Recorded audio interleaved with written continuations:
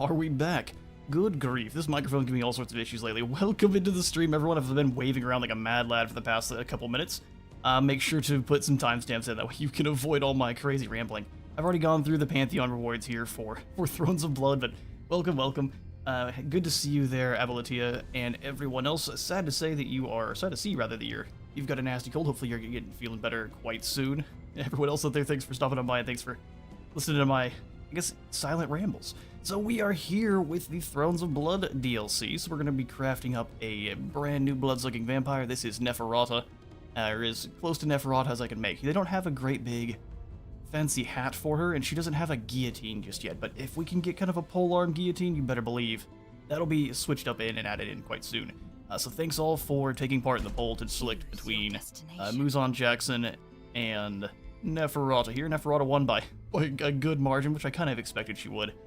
For Thrones of Blood, we actually have a new story realm too, which is awesome. I'm going to have a video up for this likely tomorrow. I was kind of surprised by the fact that they even had a story realm for whatever reason. Even with all the reading I've been doing of all of the dev blogs, I didn't realize we were going to get some more story, which is awesome, and I can't wait to show this one off. You actually have to play as a vampire on this one, so I'm thinking we're going to build up a kind of anti-vampire, vampire hunter vampire. So as many vampires words as we can throw into one. Sounds good. We'll be hunting down our own kin.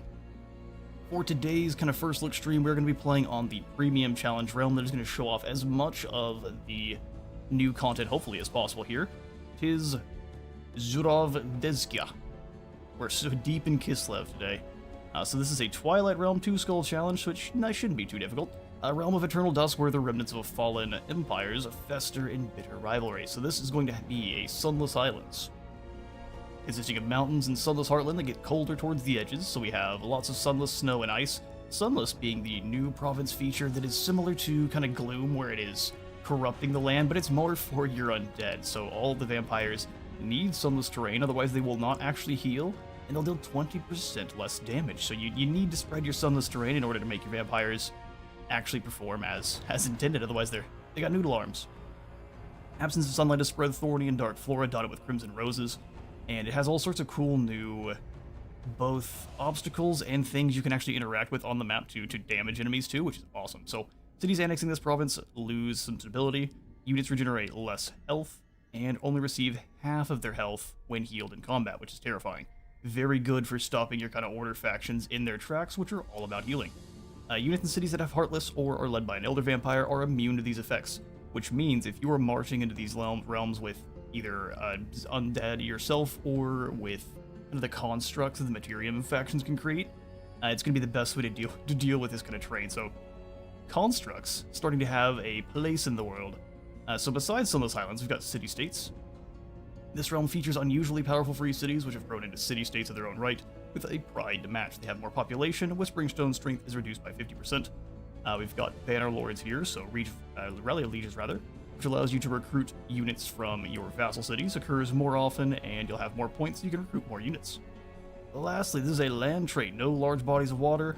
Each empire shares the singular landmass, so there's no hiding. Only thing that we have separating us is the mountains. I have actually edited this one a little bit to be more difficult, and it has a different name to Kovardroshka. Exactly. Well, hello there, Mochi. Come here. You can hang out for the stream, but you're not going to be annoying. She's trying to convince me to go give her lunch here, but has the worst timing as per usual. We're playing on a medium map size with 5 players. I kind of want to bump this up once though. Let's go 6 players. Difficulty hard because I'm not a mad lad. Brutal is a little bit too much for me still. Advanced settings here. The only thing I have turned off. Oh, there, Mochi. Now she's going to join us. Is the ability for there to the AI to generate new rulers, and for our Pantheon rulers to join. So it's only the ones that the lads and lasses at Triumph have created, and then myself. And then I've removed the dark culture, so we should be the only dark culture running around. Allows us to pit ourselves against the other actual cultures and see how well it actually stacks up. With that out of the way, let's dive in. Save it. No, it's exactly the same. Sure. Your journey starts here. And Thrones of Blood does actually bring in a couple of new leaders for you. Usually when you complete the story realms when they exist, you get a few, either 1 or 2 new ones. We've got this lady with her kind of evil armored horses. Got some tattoos. Ursul looks incredible. He's got the whole kind of stained Blood Knight look. with the Bat Mask and these Rose horses, which we have ourselves. Varn is here, who is he's here to party. And then this very angry vampiric lion with a bonk stick to match. We, though, are playing as, when I can get to her anytime soon. Where are you hiding, lass? Neferata and her Lamians. I didn't want it to make it the Lamian Sisterhood because this is a rather strange-looking sister, isn't it?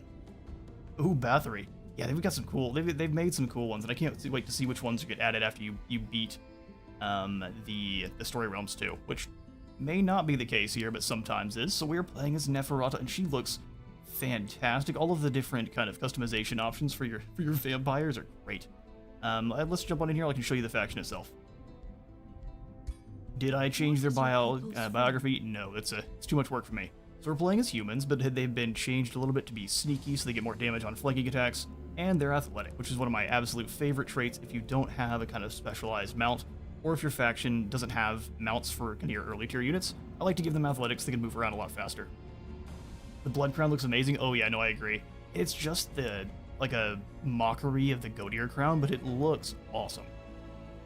Alright, moving on to our culture. We are the Cult of Tyranny, newly reworked dark culture here, which actually has different units from the Cult of Death, but we are going to be all about valuing strength. Tyranny is a virtue and a privilege for those who prove their might, which is very Neferata. Units weaken enemy status resistance through an aura of tyranny, so we'll be able to apply things like freeze, or just any kind of status effects we want much more effectively.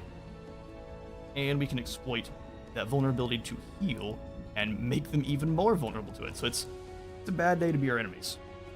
We are going to be able to capture heroes of free cities and otherwise to actually initiate hostage diplomacy here. So normally you give people a rock, a Palantir to influence them. Instead of a Palantir, we are snatching up one of their friends and, threatening them until they do what we want. We're going to lose a Whispering Stone for that because we don't need those. We just kidnap people. We are going to gain stability when executing heroes in our prison, so we're just very friendly to the enemy heroes. And then we've got to have a unique city structure providing increased gold at the cost of some stability. So our lads may not be very happy, but they're going to be very rich. So who needs joy when you have money?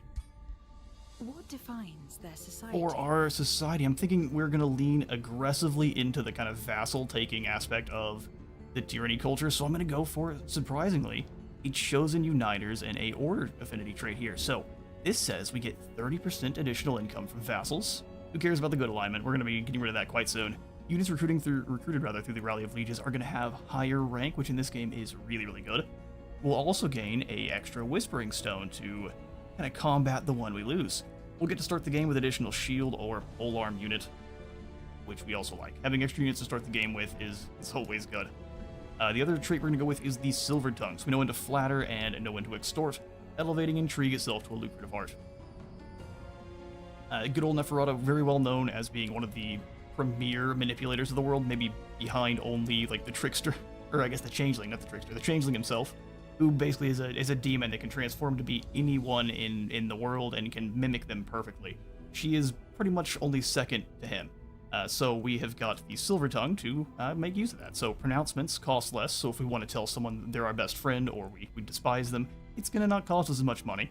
Trade with free cities is going to be completely free, unless it's increased through other means. We'll start with an extra scout and the Court of Whispers, so we can actually assign Whispering Stones to other empires' vassals to steal their tribute, and we get more Whispering Stones.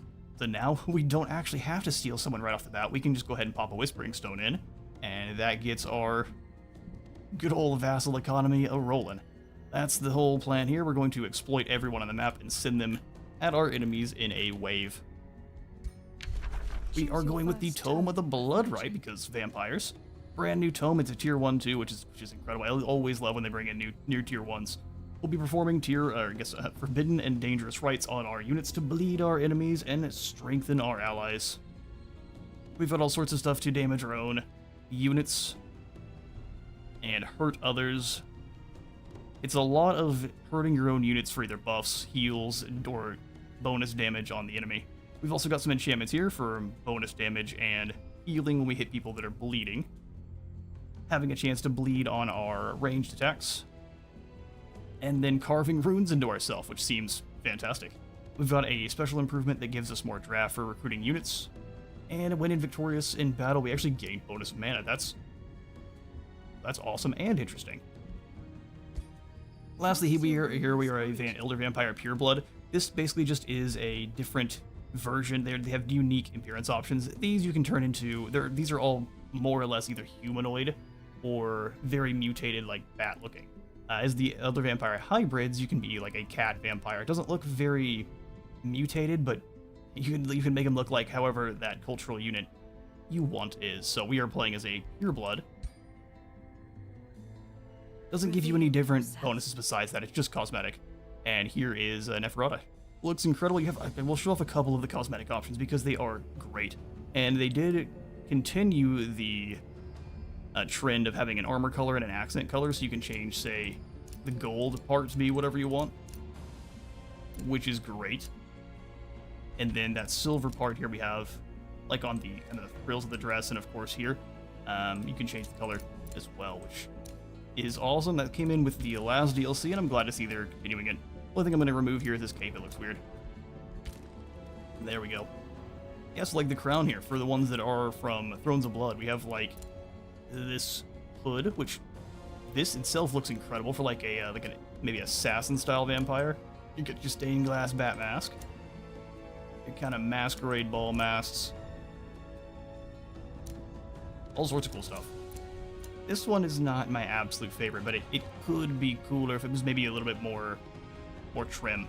I understand you wouldn't be able to see the effect as much, but that's the way it is. The other thing we've got is the kind of the different armors here, which this looks like what Carissa's always been wearing, but sure. You got some neat ones. This is fantastic. Cultist. All of these have had a ton of love put into them, and I adore the stained glass armor. So we'll definitely be having a whole crew of stained glass knights at some point. Yeah, so that's our Neferata. We finalize and we dive in. Journey begins. As Moti just sits here and continues to knead my leg. You're gonna get through. Ouch.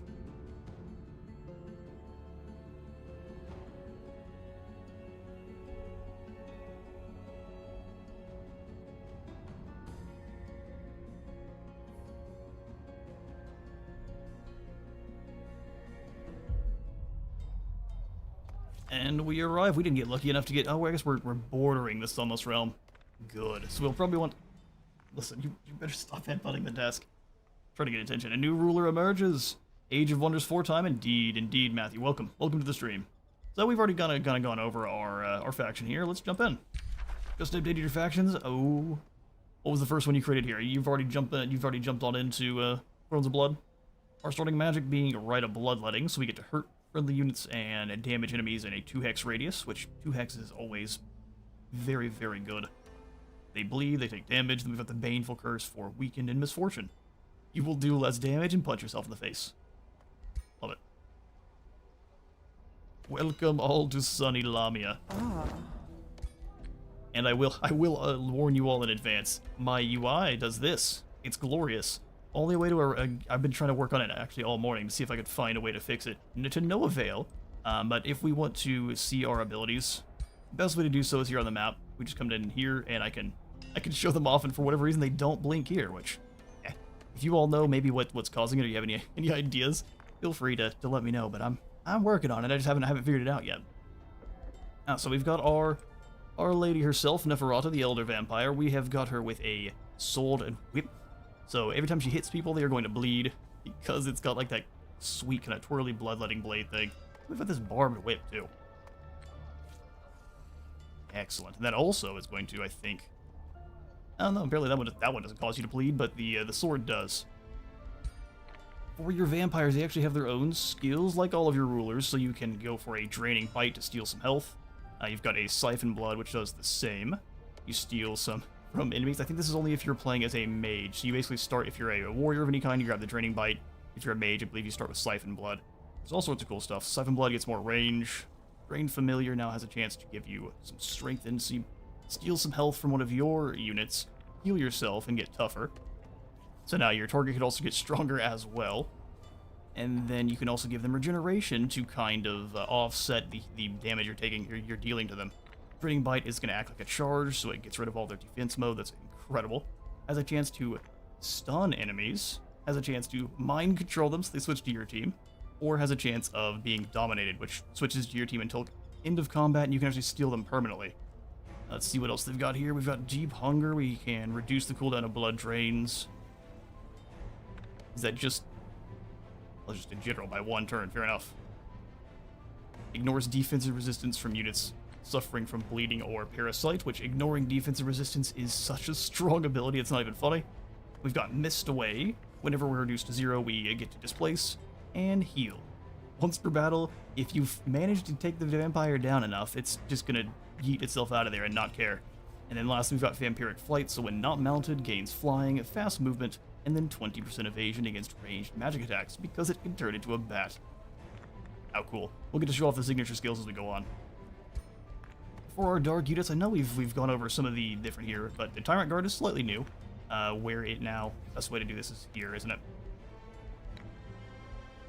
Has an ability to block enemies down, where if it strikes you with its melee attack, it's going to have a 60% chance of saying you're going nowhere, which is obviously going to get higher due to all the other different status effect debuffs we're applying. Also has the Arbor of Contempt, so for each debuff enemies have, as they hit this unit, it'll stack up to 5 times. You'll be up to... I don't know the exact scaling on the defense, but we'll have up to 5 defense and 5 resistance more based on the number of debuffs they have. Adjacent enemies are going to have less status resistance, and that's all that he has. Or Immortal is functionally the same as the Immortal for the Death Cult. He just has a charge strike, quite good, and then if he dies, it doesn't matter, and he'll come back if you win combat. Pursuer's also functionally the same, they just aren't going to weaken you on their shot. They have a teleport, where you can jump 3 hexes for free, which recharges if you kill an enemy. It's really, really good to get around the map, especially with our athletic trait. Alright, that's that. Let's get into the actual playing now. We'll send this scout up north, but we're going to go off to this side. You want to kind of move along the roads. Allows you to move faster. Hey, there's Artis. Kalita called she wants Neferata's head. Yeah, I mean, if you can claim it. Bring the action. Well, a whole bunch of the new blood maggot. Look at these happy boys. Cute and cuddly. Actually, I think if you take one of these things down and it's a cold night, you could probably use it as a sleeping bag. So, I mean, that's a thing. These things are nasty because they have, let's see if I can show it off. They've got a corpse gorge, so they eat a dead target, and they'll gain some strength and a stack of bloated. So as they stack up their bloat, if they die, they are going to explode, dealing damage to everything around them, and having a chance of actually inflicting them with a parasite, so if they die, they're going to turn into a maggot themselves. Yay, sleeping bags for all. So we're going to zoom on over here. I guess we don't need to bring everyone. We can have Neferata kind of go over to here and send in the scout. Low risk battle. Combat enchantment, units without Heartless. So our guys here, I don't think have Heartless yet, so they're not going to be able to benefit. Neferata is in her happy place though. So let's go stab some maggots.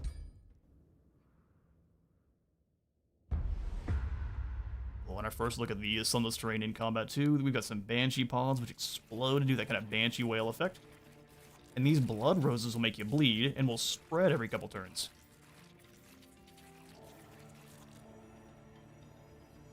Oh, they're so nasty. And nasty little murder pugs. How far can they move? We can lure them into these Banshee Pods would be great. How your combat in Age of Wonders 4 works is all turn-based hex combat. And the AI will make moves. They're actually pretty clever in this too, so you want to make moves that kind of lure them in. So we'll move up into the forest. We want our guy into the woods itself. And for now, we want to stay away from the roses because they are going to inflict bleed, but they look great. And I have been wanting more of the actual kind of obstacles and stuff added to the map, similar to what they have in... Oh, you guys move. Similar to what they have in Planetfall, where there's all sorts of things you can interact with. Let's position you to flank on this side. Good old Neferata. Alright, pass. And there's the roses already. Well, that expands rapidly.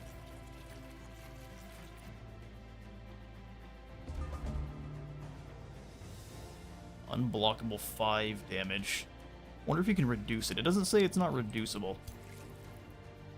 You guys come try to get into combat with almost called you Kalita Neferata, and you're gonna have a bad time.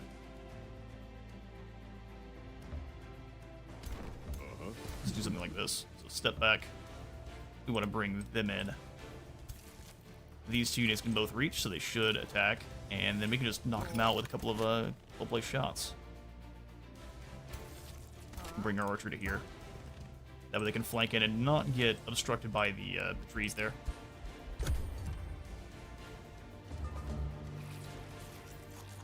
Ooh, detonating these Banshee pods would be cool too. Stabbed and immobilized. These things are going nowhere. We already start bleeding though. Oh, the blood's being drawn out of the ground by the trees. That's incredible. Big chop. Why do they have like a shadow effect when they die? Are these demons? I mean, I can see it. They're pretty weak, and we can heal from dealing damage. Let's try to kill a unit, so we'll stab this. Should have gone with these guys first, but... That's right, maggots. And then we can hit alt. Can I hit the Banshee pods? No, I don't think I can directly target them. I'm gonna try though. Let's see if this works. No. Interesting. So maybe some kind of we'd have to hit it with an AoE. I was trying to detonate those to kill and weaken more units just with the scouts there, so we should have gone around. Oh, it's fine. Can I hit them? See, I'm still gonna try. So if I hit this pod, is it gonna hit the rest? Look at that. Although we may have just got some blood parasites. That's not good. We've got blood parasites. So all in all, it wasn't the most worth it. Let's go ahead and just chop these clowns. They're gonna gorge on their own, which is not great, but not a ton we can do about it. We're gonna sneak around here and go for the whiplash for the kill. Whip animation. That detonation is awesome. I don't think we need to hurt any of our guys at all. They're going to strike in there and not do much. Thankfully, these little blood maggots are not amazing. That detonation and the blood parasite effects where they come into play. Is that right, Mochi? Alright, gotta get down. Okay. Now they're going after our scouts. That seems a little bit petty there, sir. Oh, you can also see our rose horses. Look at these rose choked. Look at these things. They're incredible. We get rose knights later on, too.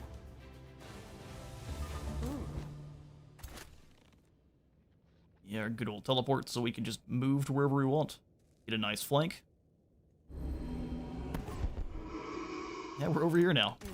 Good night, sweet prince. Well, they keep detonating, which is not a ton of fun. You give them a slice, get rid of any retaliation. You guys fall back so you're not getting disgusting sludge exploded on you. And we get to make them run away. Awesome.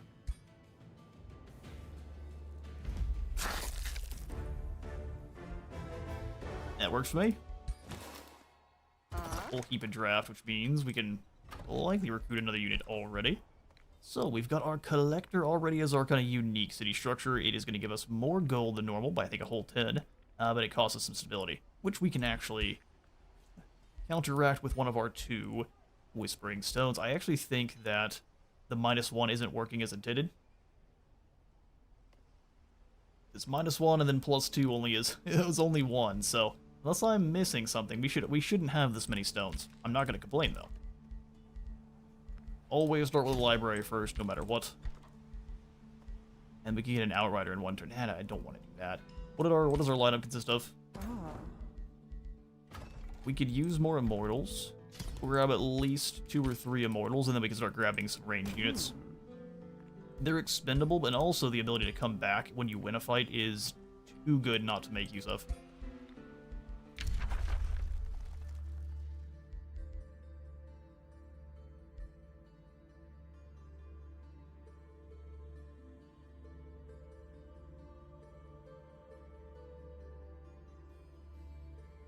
Mochi's aggressive launch from my lab got cat hair, but oh, good grief. Cats are the worst. And they're also the best and the worst at the same time. So we are going to pick our first research. We've got flesh-carved runes. Carve profane sigils into the flesh of your race, granting them extra regeneration, and then attack and debuff abilities are going to ignore status resistance on bleeding, which is crazy. We also have access to this cultist here, which we'll actually have to get our city center up to tier 2 before we can even actually start using them in the first place, but these are an incredible mage. They've got hemorrhage bolts that are going to blast enemies, deal more damage per stack of bleeding they have, which is goofy strong, and it gets more crazy as you lean into it. And then Scarlet Plague is a one-shot, you can't move burst, for quite a bit of range with 6, stains damage, and you get to apply the Blood Parasite. Start turning lads into maggots. Sanguine Focus lets our mages deal bleeding, and then we're going to go for the Flesh-Carved Runes. Give us a little bit more heal per turn. Neferata also needs to be fighting on this sunless terrain, otherwise she's dealing less damage, so... Ooh. We have a surprising lack of enemies around us, I can't lie. Let's move down this way. We'll probably send this other scout up north. Alright, works for me. Good first turn. Also realized we need this desecration chambers going. Completely missed those. I don't know how I did, but there we are. So these things are going to turn your provinces and everything nearby into sunless terrain, which we definitely are going to need. We kind of spawned as the one city that the one tile that doesn't have it. Stash of knowledge, keep on moving. We've got the blood rivers snaking across the land there. And Neferata, you get moving down this way. Interesting. Which means our first city-state is likely over on this side. You tend to have a free city spawn right next to you. Oh, look, there they are. Let's go see. We've got Clanhurst. They are good. They are the Seafaring Paragons. And because we have that free Whispering Stone, we can just completely skip the hostage negotiation and go straight to building up allegiance with them. The next group we meet, we're going to brutally slaughter. And then make friends with them through that. You and I are not the same, Empress and Shadow, but that does not mean there cannot be peace between us. Yes, you've got an eye on your forehead. I don't know, we'll see. I'll leave you and your spirit alone for now. Primal cultures don't tend to be very concerning. They just kind of stick to themselves and terraform. Which, if we can terraform and I give you the Sunless Lands, that works for me. Let's go one more immortal.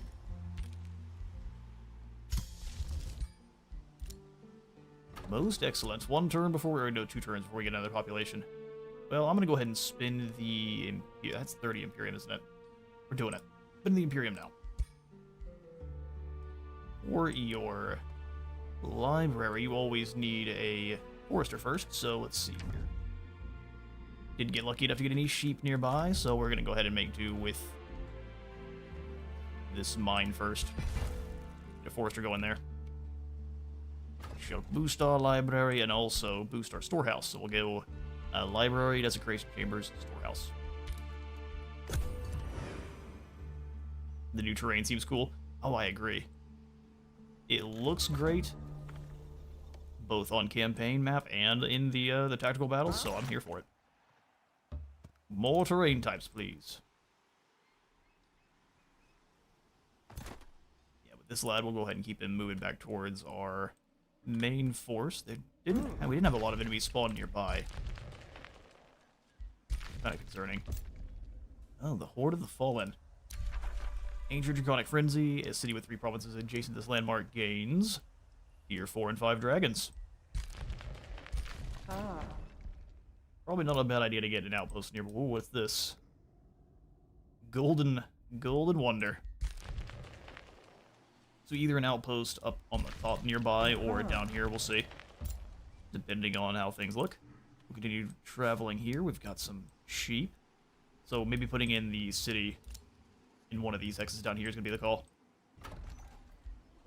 We will see if someone else is already living there. Oh.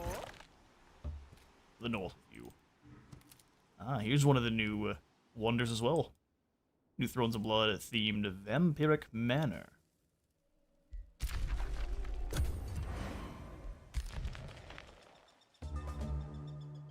Ooh.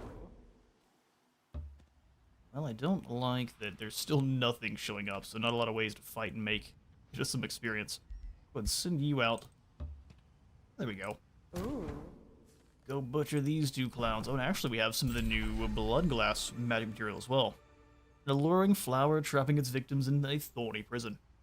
From their drained blood, crimson crystals bloom. My druids, wearing pendants of blood glass, feel rejuvenated at dawn, as if its siphoned life force was bestowed upon them. Yet, in nightly whispers, they invoke the name of the Pale Prince. And I wonder, is it wrong to harness his curse? Well, I mean, we'll see. Sylvani's starting to use the, interesting. So she's kind of a druid character, very, very typical wood elf. But these things, once annexed, will grant us some draft, good for recruiting of more units, which will also make our units heal faster on the world map, which is never a bad thing. Let's go claim it. Get on down here yourself. 62 to rush you, I really don't want to do that. We'll hurry this along and grab the desecration chambers. There's really nothing we want to use our affinity on early on, so what we'll do is just expand Lamia a bit more. First city is going to be Lamia, because she does ultimately want to kind of rebuild the glory of Lamia. But we'll go ahead and just grab a quarry here. The Silver Pinnacle is where they currently reside after kicking out the dwarfs of Karakirn, which they end up calling a New Lamia. Imposing mansions raised long ago by dark overlords, the growth of, or overgrowth rather, of crimson roses and thorny vines. Well, we've dropped frames a little bit. Let's see what's going on here.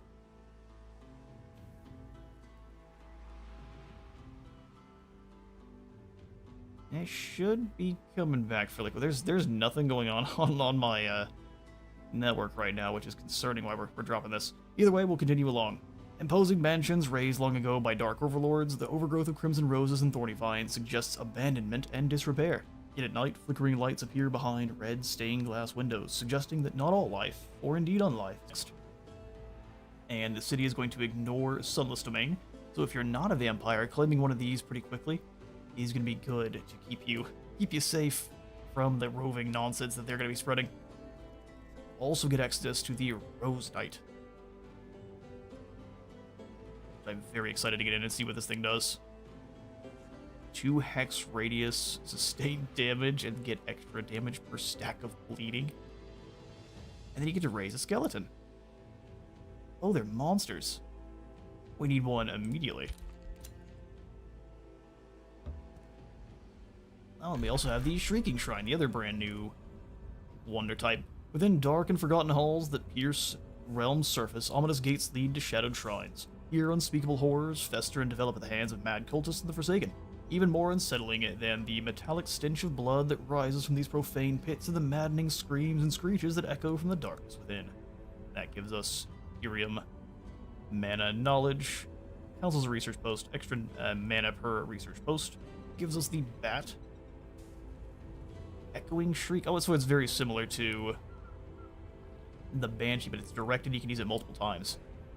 And it deals extra damage and extra morale loss. That is terrifying. If thralls are available, thrall sacrifice on this structure becomes available to permanently gain extra casting points and combat casting. If you can use that multiple times, that is busted. Sacrifice some thralls so you can permanently use more magic. Seems good to me. Let's head down here and grab this out. lookout post. Ah.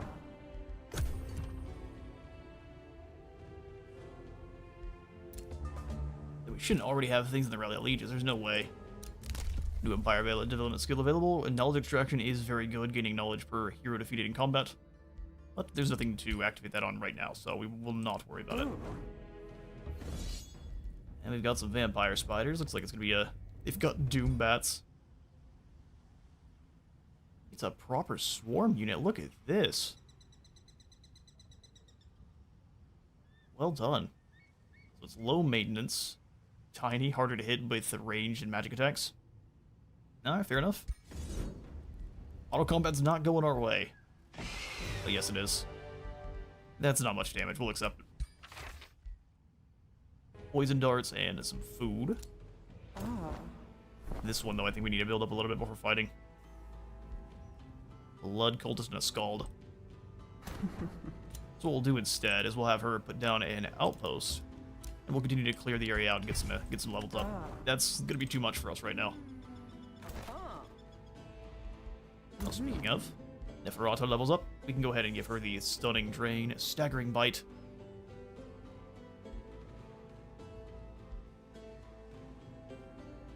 Hitting a familiar sounds very Neferata. We're gonna go ahead and grab a stunning one though. That way, whenever we do bite someone, guess what? They're gonna have a chance of being stunned.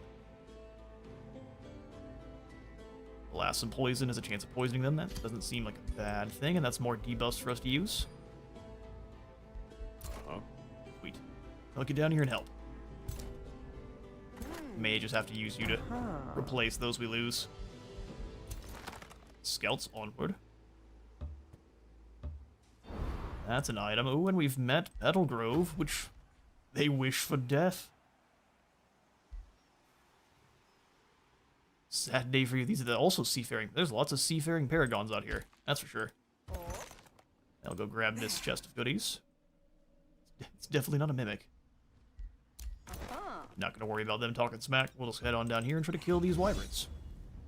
Ooh, those shrieking bats. Looking to see how scary morale damage is. Combat.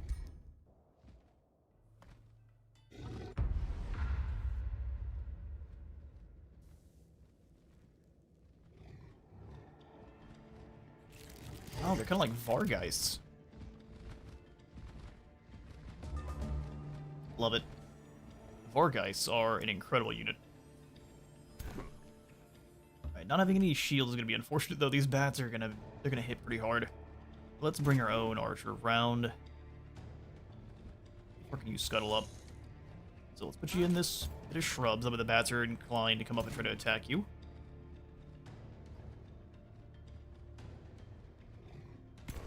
Inclined to. We'll see if they go for it. Any way we can hit anyone with this one? No. No poison darts. Not this time. We'll get a good position to charge.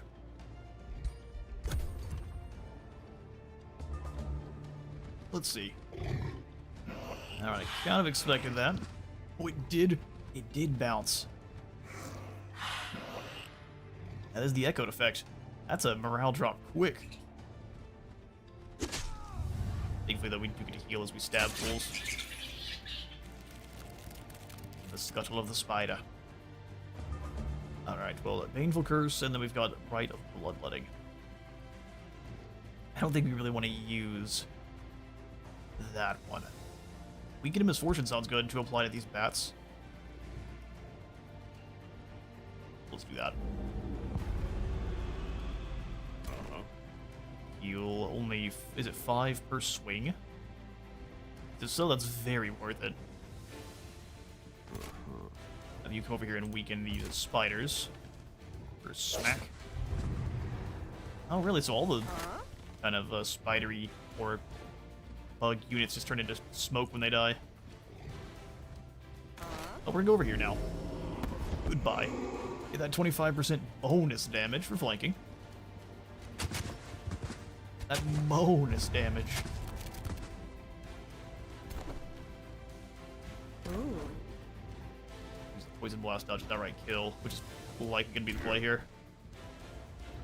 Give them some morale loss right back.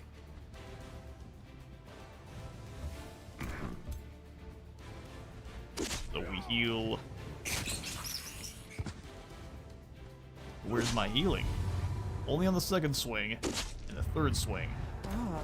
Huh.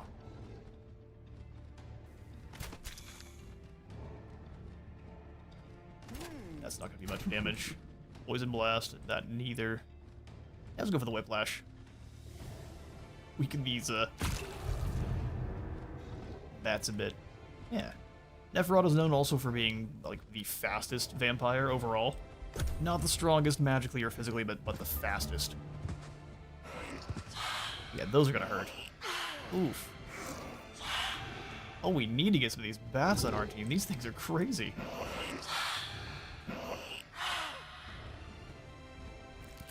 It seems like the morale drop happens no matter what.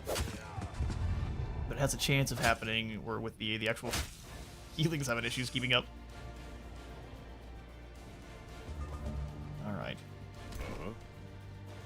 So Neferata, yeah, go for the takedown, or you go for the takedown here. We'll have Neferata go around. This replenishes our teleport, so we can keep up with the enemy. That's there. Hopefully. And you run in and charge strike this way. In heal sounds good, and you can do the same. Go for a bite. Yeah, let's tie them both up. Force them to. Oh, you got stunned. That's just too bad. Those Vargeist are running for the hills. Can you imagine a kind of bat-style unit for the vampire accounts that is ranged? That would be horrifying. I mean, the Terrorgeist kind of are, but it's not the same.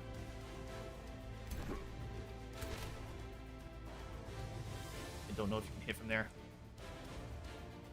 The answer is no. Good grief, you're in an obnoxious spot to reach there, bats. Here, we'll just do this. Hopefully get around behind them. Is that a flank? It is. We'll go for them then.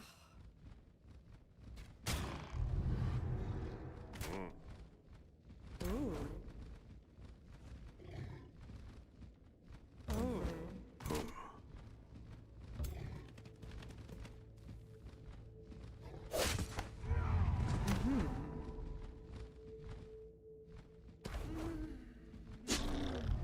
Yeah, we'll just kill this unit. Low morale on these guys should be enough to keep everyone alive.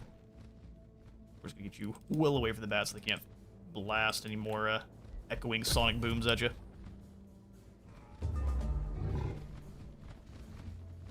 And one over this way, does it miss?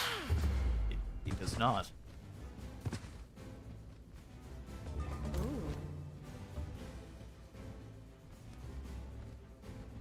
Whiplash is going to do more damage, so let's go for it. You're bleeding. And then there's no way to hide. I guess because they're flying, they don't get to benefit from the shrubbery. Nice and easy.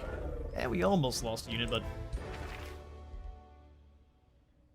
no deaths here. Brutal Blightbringer is a polearm. It'll let you consume chaos. I mean, that may not be a bad call. We'll take it for now.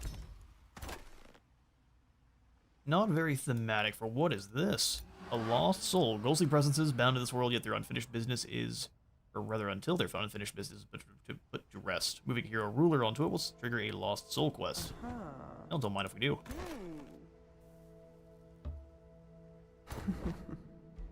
Oh, our desecration chambers are done. So the sunless terrain is going to start spreading around. Next, we go for the storehouse. We'll rush you, and then we'll grab a pursuer.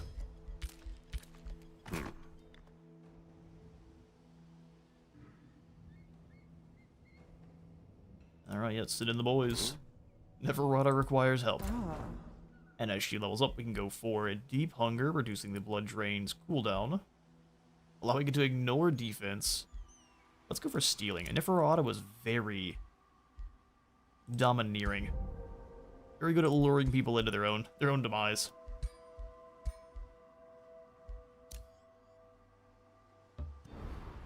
Ooh, nice. Another weapon stash. And then we have these ruins that are up here in the mountains, which you really can't use. Huh?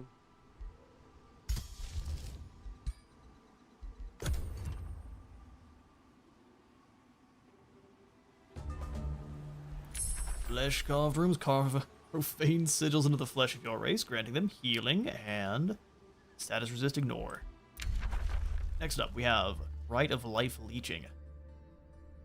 1 unit loot. So they all just take a bite out of them? Strengthen and lifesteal. Or Tyrannical Exploitation. This is what we're going to try to basically break here, because we already get 30% bonus, I think it's 30% bonus, through our traits, through our vassal cities, and then we could get this 20% bonus for each point of allegiance income. Yeah, yes, it's incredible. Not this yet, though. We're going to go for a Rite of Life Leeching.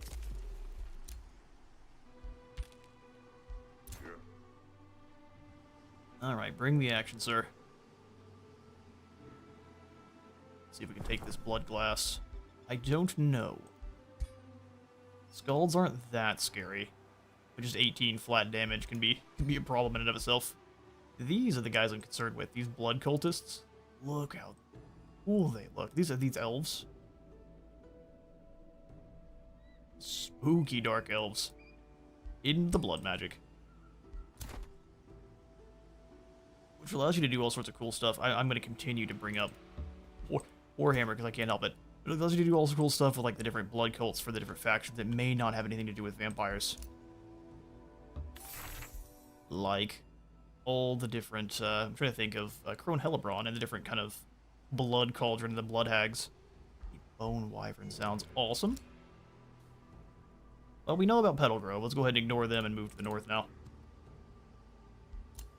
It seems like all the abundance of random marauding armies is fantastic, but it's nowhere near where we are. Let's grab that food there while we're at it.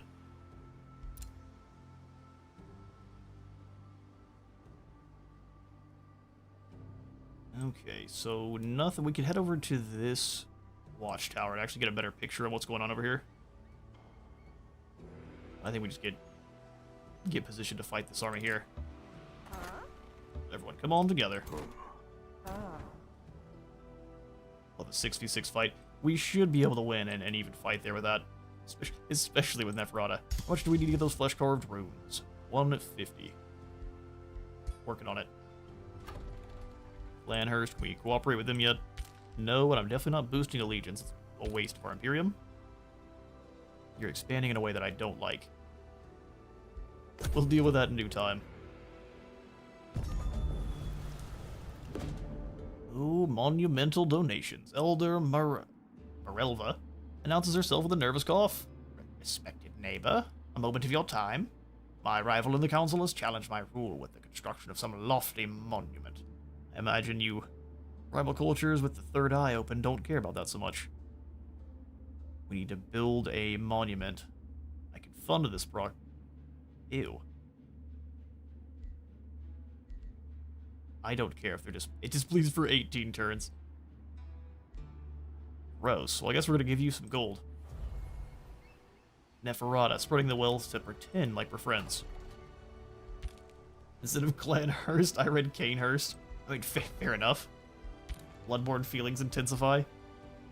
I mean, she already has the insight started. She's got enough where it's starting to come through her forehead. You tend to want to avoid that. I only meant hostile Petal Grove. Halt, Empress in Shadow. So the rumors are true, you seek to invade our ancestral lands. The fittest shall survive. It's a battle of the ladies. Oh, that's just this faction. We already met you. Talking some smack and we already knew you were there. Although, where are all the other empires? This seems suspicious. Outpost founded, glorious. We have not the gold to upgrade it because we were extorted by our vassals here. Right, next turn we'll be able to fight them, and this is plenty of healing, so they'll be as close to full health as possible. Another province can be annexed. We might as well go ahead and grab this one before they try it. So we'll snag a quarry here and replace it. We'll snag a farm here. Oh, I don't care. The people of Canehurst can get over it. In fact, if we conquer them and we can change the name, I'm going to, just for you there. Grant us eyes.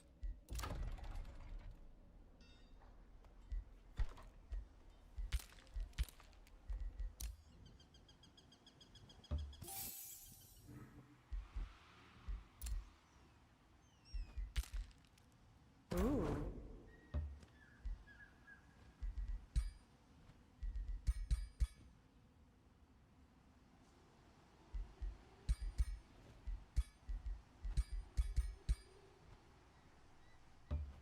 Uh-huh. Is he coughing my lungs out and trying to find the best way to attack this wyvern here? There we go. Risky battle. Oh, some thorn militia. Look at these guys. I think I'll need to take ibuprofen before it gets worse and just need to start quoting bosses from Bloodborne. Yeah, as long as you don't start quoting Vicar Amelia, we'll be fine. So what makes them special? Does this make you bleed? Why, what makes them special? Land movement, magic origin, polearm unit, undead. Oh, here we got razor thorns. Melee attackers suffer a stack of bleeding. Sounds perfect. Well, we're fairly wounded. We'll see if we get out of this with our units.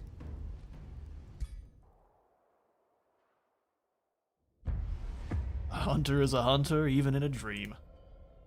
I'm not gonna go as high pitched as he does. It'll explode your eardrums. Is it my turn? Oh, it is. Good. Oh. Well, Neferata, I think we need to have you be the bulk of this fight here. Let's have our archers snooch around behind, you to here, and then our expendable unit up. Set up front. Okay, starting to tear up. Get out of here. It starts to become obvious what she's needing for longer than a couple minutes, that she's not interested in being nice. She just wants me to go get her some food, which we'll do soon.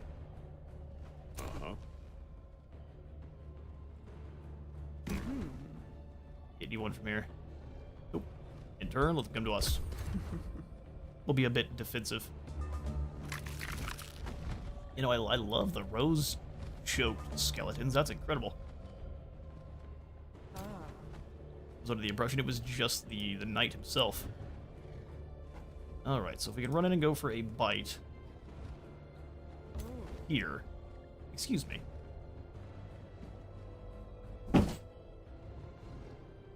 Jumped all the way up to my back. Now she jumped all the way off. Here, you back up. The bite doesn't actually do that much damage. I'm trying to figure out how we do this and don't get our entire squad killed. Let's teleport here. We can sacrifice the immortal, so bring them up, have them get rid of any defense mode on the wyvern. Excellent. Heal a little bit too. That's really good damage. Bonus lightning, too. Alright, Draconic Rage kicks in, which is not great, but we can come up for the bite. Doesn't tell us how much damage it's going to do. Yeah. Well, get up here and then let's bite this dragon. Why can't you? No valid targets found. Oh, because it's an undead. You can't snack on the undead. I guess that makes sense. For a normal melee attack dealing 10 damage, or go for a whip strike for 16. Let's just go this way, go for the whip strike with the bonus damage.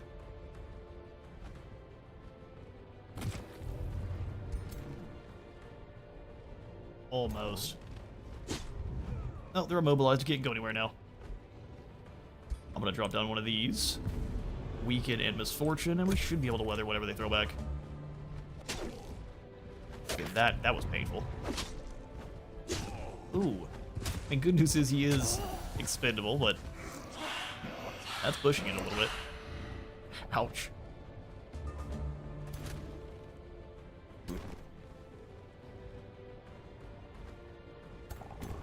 let's go for the polearm kill.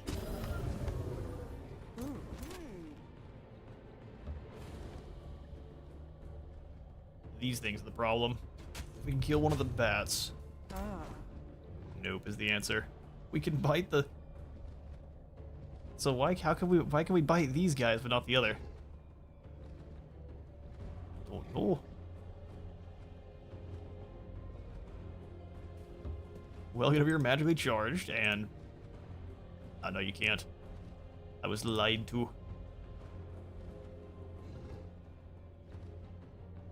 Let's go poison darts. There's a lot more damage. Lower chance to hit, but a lot more damage. And we pass. Runs and goes to the echo shot. Thankfully, they fumbled once and hit themselves in confusion.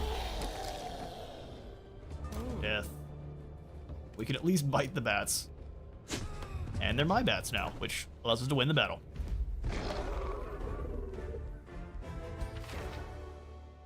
Piercing Demon's Bane. Decaying and Fiend Slayer. That's really good. Ah. My thoughts were you two can come back in and at least heal. Not everyone gets to heal, but that's because some of you died. We got just enough gold to get... Ooh, you know what, let's go ahead and grab the collector. The people won't be happy, but they'll get over themselves in the long run. Oh, we could have got the flesh carved runes there. That was my bad. Next turn, I'll do that first.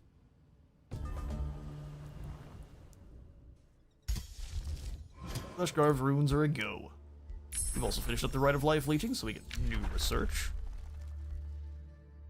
Mark of Tyranny. We have no one that's outside of our culture right now. We also have no battle mages yet. Let's go ahead and pick up the Blood Cultist. Ooh. It is about time to make use. This guy's just going to die immediately, which is unfortunate. Like one turn of healing may be called for before we go for the Blood Glass, just to make sure they're a bit more useful in battle. So let's do that.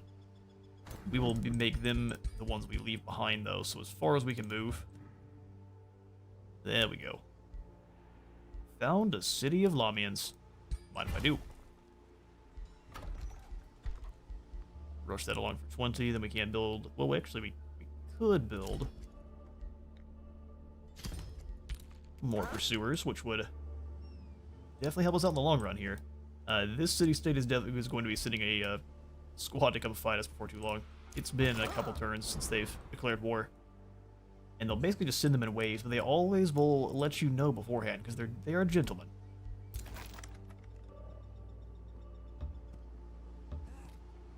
Here's another city-state. Bakraz and their evil pirate... These ants? What the heck are these?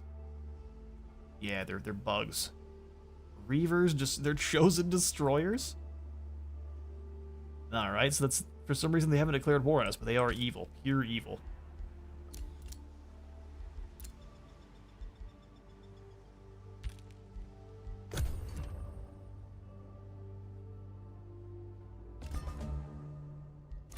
Alright, collector produced, making a little bit more gold.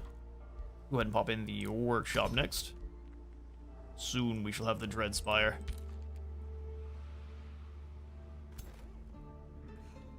Alright, you start the fight with the Blood Glass monsters. What does this do? Every turn, all units with bleeding have a 60% chance of suffering. Good grief, that's nasty. Although if we manage to get in there and bite this Blood Cultist and turn them to our side, that changes the entire battle immediately.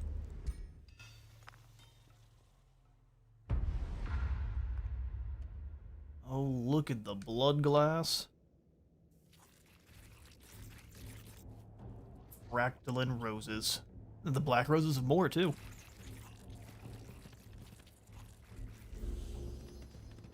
Hey, they heard what my strategy was. They're hiding him.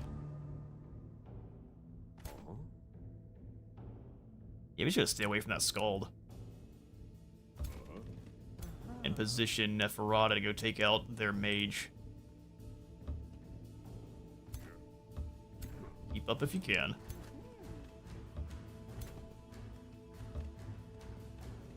If anyone else down here? Nope. We pass. I've got enough mana, I'm gonna throw quite a bit of it at you if I have to.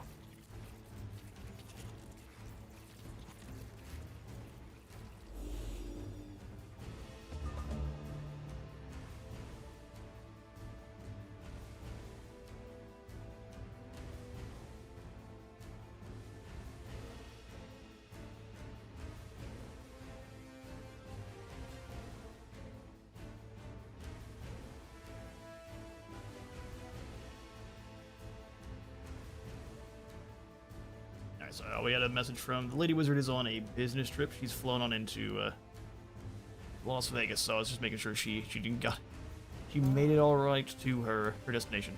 All right, so let's get back to doing some murderous things. So we can actually go ahead and deal damage to friendlies and heal our own, which is pretty solid. I think we're gonna ignore this flank. We can break through and get into the cultist immediately. That'd be awesome. Not a thing, though, so let's go for a curse. Weaken him up.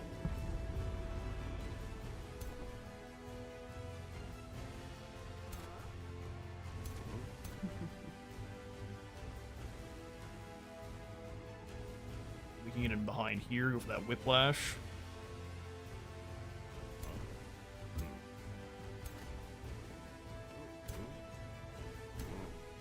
I think the Tyrant Guard actually needs to go kind of in the middle of them.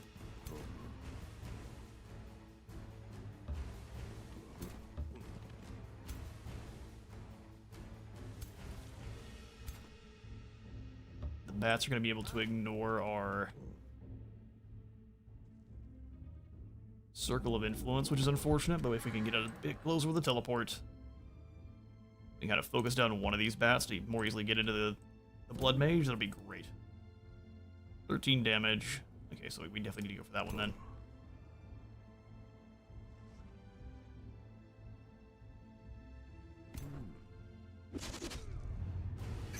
Those bats are immobilized. I guess we'll just go for the ones in the center. Extra vulnerability, and then we can hit them with a poison has a higher chance to hit, so go for it. Takes out another model, that'd be awesome. Now we got raises left and right there, that's too bad.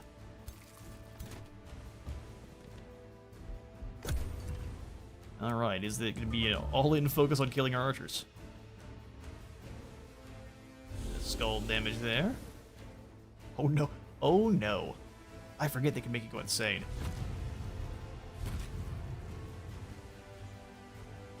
Blood Parasite coming down. I'm thankfully going after our insane units, so that's not that big a deal. Didn't give them the immobilize. As long as our leader can get in behind and try to steal this unit, that's all we need.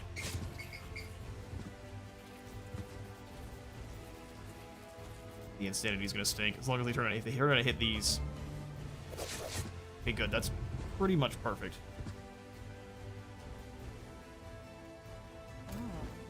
Go for the bite. Om nom nom. Now we mind control your Blood Mage. Oh, we can make it kill itself. See, that's dark, but it works. So the Dagger the Right is an ability which you can't see here, but it's going to make it deal more damage. It's just that it dies at the end of this turn. So, we steal your Blood Mage, it gets one turn of combat. Which we probably should have given it a few more, but it's too late now. Let's go Hemorrhage Bolts back here. Blood Parasite. I don't like these things getting closer to us like that. No flank, really. Cursed defense mode.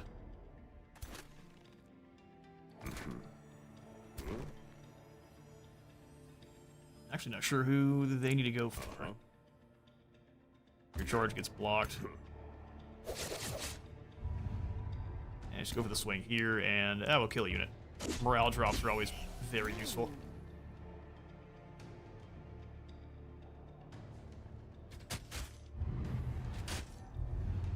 Since they're so low in health, we might want to go for the... Nah, that's a waste. If anything, there's the curse again to weaken. Yeah, let's use it here. Here goes the Blood Mage. Yeah, we should have kept it for, because since it's a mind control for 3 turns, keep it to like just before it's about to go back, and then we Blood Right. Next, we steal the Scald. Oh, it makes these guys. Oh no, that's not good. Rest in peace, Tyrant Guard. Now they're trying to. Oh, focus on another Immortal. That's no problem. I mean, at least you get to heal on friendlies. There are good things and there are bad. Kill these bats.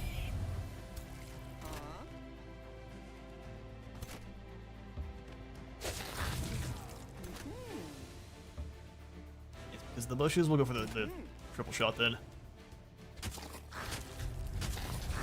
Detonation. Oh, we actually have our own. Where'd you come from, little fella? Was it from our Blood Mage we stole? Nom nom nom nom nom. Great. So now we have our Blood Maggot. Hopefully we get to keep the Blood Maggot. We'll be likely won't have the mana for it.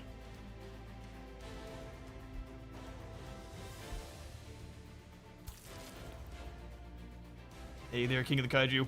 Hope everyone's doing great today. Doing pretty fantastic. Just trying out the new DLC. Close the gap, get some bleeding if applied, and just gonna chase their support around. They get a snack themselves. Ooh, they definitely drop Blood Parasite down. We hope they don't die. We need to stop it right now. Quit.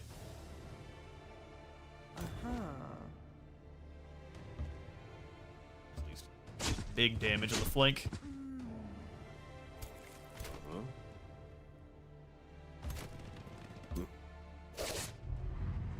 That is a vulnerability. In our own Blood Maggot round. Have to get another snack. Then go to war. You're bleeding. We can hopefully. We can't. But can we teleport behind and get a flank? Let's get you out of there first. Then we're not. Blocking. Or locked in, either or. Watching Dragonlord playthrough was great. Oh, awesome to hear. Appreciate that. Had a good deal of fun with the Apophis campaign and learned quite a bit too. Nasty bit of. Oh, I think we're gonna lose him, unfortunately. Although we could. Yeah, we just do this. Bit of a cursed AoE. Used a bit more mana than I would have liked. Oh, we got it's a Luminous's Mage Log from our last story mission. Distracted. Well, we've got ourselves a gun now. Vampires with guns sound great to me. We need to get ourselves a ranger stat.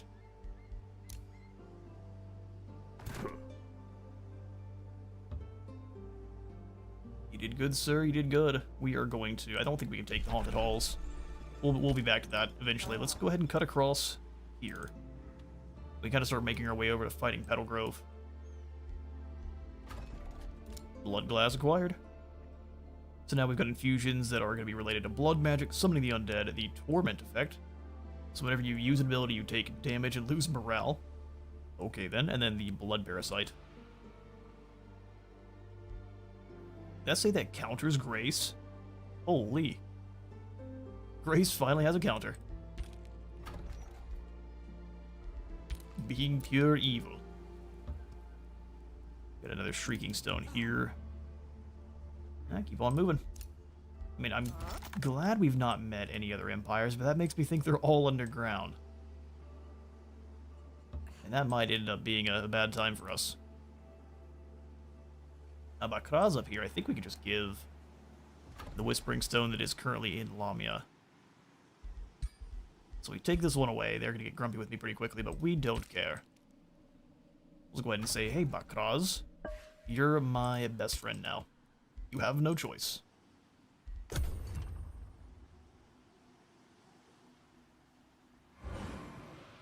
You can get skeleton heroes to recruit. You cannot get skeleton heroes, but if you were to kill... If you're using the necromancy tome, and you were to kill one of the... or an enemy hero, or one of yours falls in combat, you can then resurrect them as a whiteborn, which is kind of like a skeleton. Oh, here's that lost soul we were supposed to go. Let's go see what the lost soul needs. Oh, we have to have the hero actually step on them, don't we? Fair enough. No bonus gold right now, so we just gotta have to save and wait. You hit this watchtower, and then we'll just set you to auto-explore, and we'll likely find out that we're fighting a whole squad of nothing but giants again, which will be a good challenge. I'll go ahead and set you up to auto-explore now.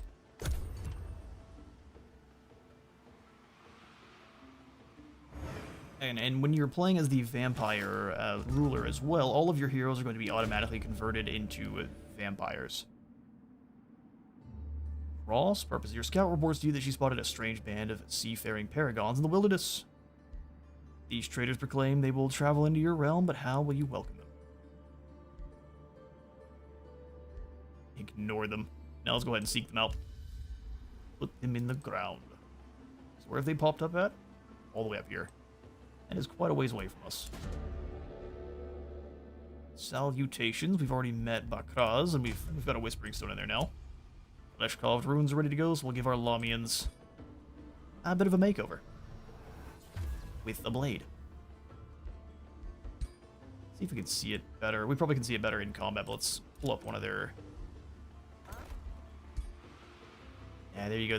They've got the runes carved into their bodies all over there. That's all kinds of unfortunate. But it makes them heal faster, so they're not allowed to complain. We have to have Neferata step on them, I believe. No, yeah, you can't.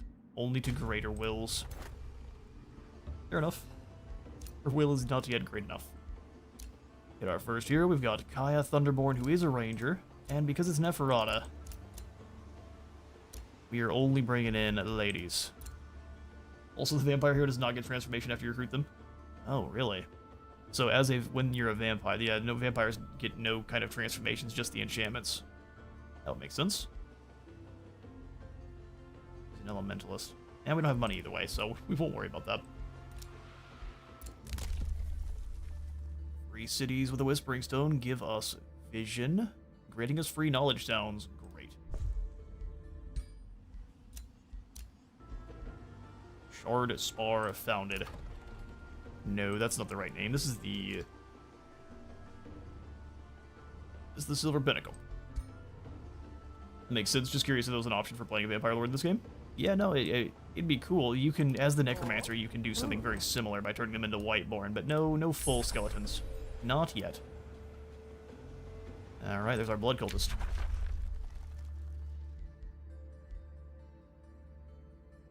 I don't think we need to worry about this until much later in the game. Allowing our scouts to get around faster is going to be very good. Lamia can annex another province. Excellent. We'll go ahead and grab...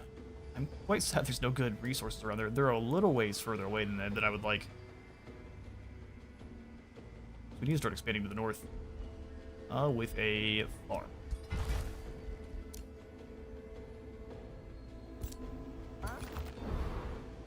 Nothing up here at all, really. See, I don't trust that at all. There's got to be someone underground. Alright, let's be our turn. We can get some production going in Silver Pinnacle.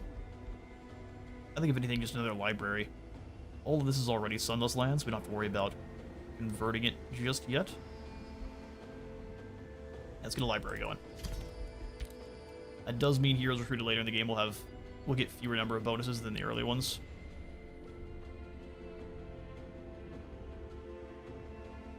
I may not be understanding what you mean. So I guess the vampires in general aren't going to get as many bonuses as some of your other. Actually, let's stop building this for now. We need money to recruit another hero. But the vampires being what they are in their own right kind of offsets it. We'll have to see how strong, because I haven't gotten to play myself very far in. We'll have to see how strong the vampire heroes actually are, if they have that drawback is actually enough to make it kind of, I don't know, be a proper drawback for them. I don't know. Oh. Nothing more astute to say there. Look at this guy. Ping Pong Master. Unholy Procession. A procession of spirits takes shape for you, yet the one who leads it does not seem like a soul at all. The march advances in 2 long lines, each ghostly pilgrim clutching a lit candle, all save one. Figure at the front. Cadaverous and grim, he carries a heavy banner. His hollow voice calls to you. Mercy. Bear my burden of... Oh, it's Volkmar the Grim. The condemned man begs you to take his banner and ease his torment.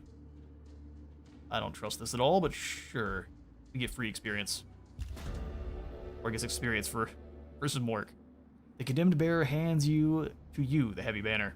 As his group loosens, he collapses lifeless to the ground. The entire march turns their gaze upon you, and then you feel it. Your very essence is drawn into the banner, seeping away like water into barren soil, vanishing into an unfathomable void. The dead require the living to lead their unholy procession. You have taken up the mantle of the previous penitent, and the curse is now yours. You'll become the standard bearer of this dreadful procession of souls as they claim your essence. What will you do? We gain the Grave Call trait. During the first 3 turns, a decaying zombie. Is it a one that's going to try to kill us? I was wondering if you could do another possible Dragonlord campaign, but he looks like a Great Horned Rat from Warhammer Fantasy and makes Skaven in this game. Could be an interesting one. I think I have made... Well, I've made Vermalanx as a Eldritch Sovereign, so having one that's kind of a take as one of the dragons is a fun one. I've got a kind of a plague-focused dragon called Bubebelos that I like to get, where I guess I've named him a little bit different from the toad dragon that Tamarkon rides, but that'd be kind of fun. My second hero has both magical wards and flesh-carved runes. My first one only has the latter. Oh, that may be a bug then. Or is it that you're using them from different?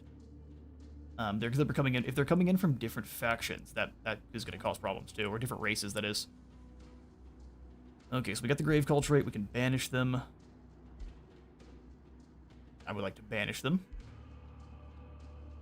You're stronger than the curse. You can take it. Feed mana, and you already walk among the dead, and they have no claim on you. Oh, sweet. You just tell them to leave us alone. Oh, that's nice and easy. Because we're a vampire, go away, undead. Alright, now we can respond to our hero's offer to join, so we'll grab one of our own race here. There's Azul the Golden-Handed, and then Serenus the Quizzical. I wish she was I wish these were anything else, truthfully. Oh, we also have a Warlock. I guess this Warlock will work. We're gonna have to turn Caster into a lady post-haste, otherwise Neferata's killing him. Let's see, just hoping that my suggestion sounds interesting is all I ask. Yeah, it sounds good.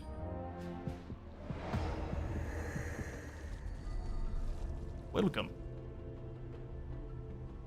to the Sisterhood. Brother Caster. Let's go ahead and adjust his appearance then. Let's say... I think she had some very specific first handmaidens.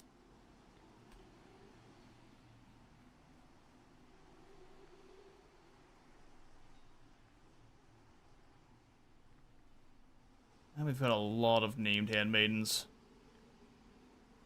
Let's go... Naima from Cathay. Naima the... Well, she doesn't have a great name, but we'll just call her Lady Naima. And we'll get you all fixed up. Oh, well, you've had yourself a feast, haven't you? That's not great. We're supposed to stay hidden there, Naima. You're doing things wrong. You can have purple shaiish-infused eyes. Oh, I guess, no, you can't because of the runes we've carved into your flesh. This will work. Hello from Cathay.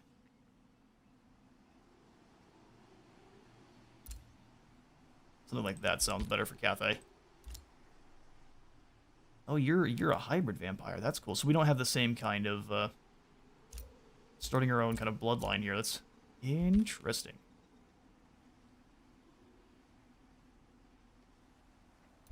Yeah, we can make you kind of sickly looking. Skin decorations. So this is This isn't a decoration. This is just what you look like after having yourself a feast.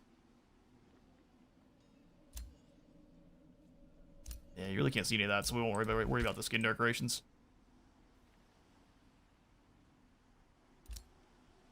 And then what kind of armor should you have? It's all the dark culture armor.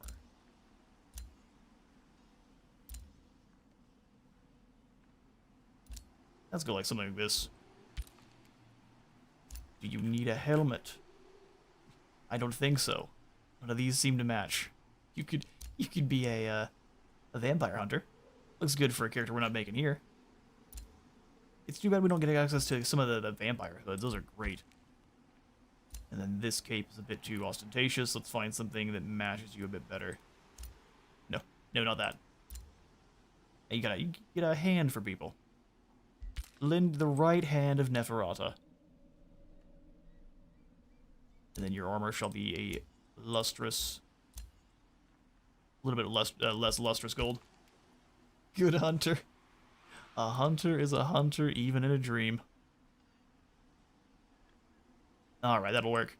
Lady Naima has arrived.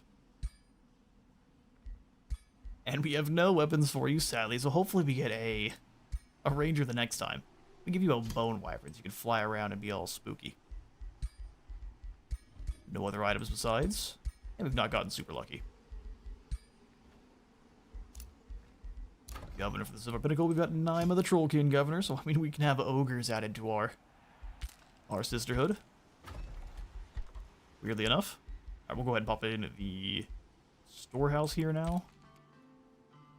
Do I care about that until we can upgrade Lamia proper? We need to get this up to a Dread Spire so we can fix our stability. We also need to be a bit more brutal to the people around us. Haven't really found any heroes yet. We will once we go after Petal Grove proper. I wanted to at least see what was in the Haunted Hall, so let's come over here and take a quick look. Raiders of the Battle Axe. As you near the gate to the Haunted Halls, the noise of busy pickaxes echoes from its walls. One of the grave robbers yells in horror when a skeletal hand grabs his arm. The grave robbers flee, leaving you and your army to deal with the undead titan. An undead titan, well, and the other horrors that emerge from the coffins. The grave robbers' greed has awoken the dead.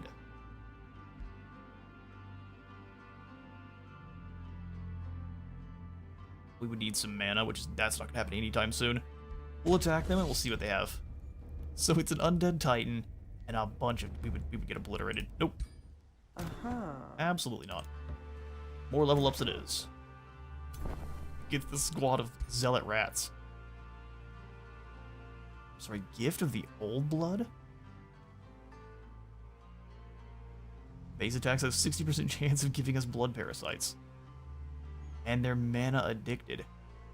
So if we just stay away from them, they're gonna get their morale dropped all naturally. That's funny. We're not doing that, but we absolutely could.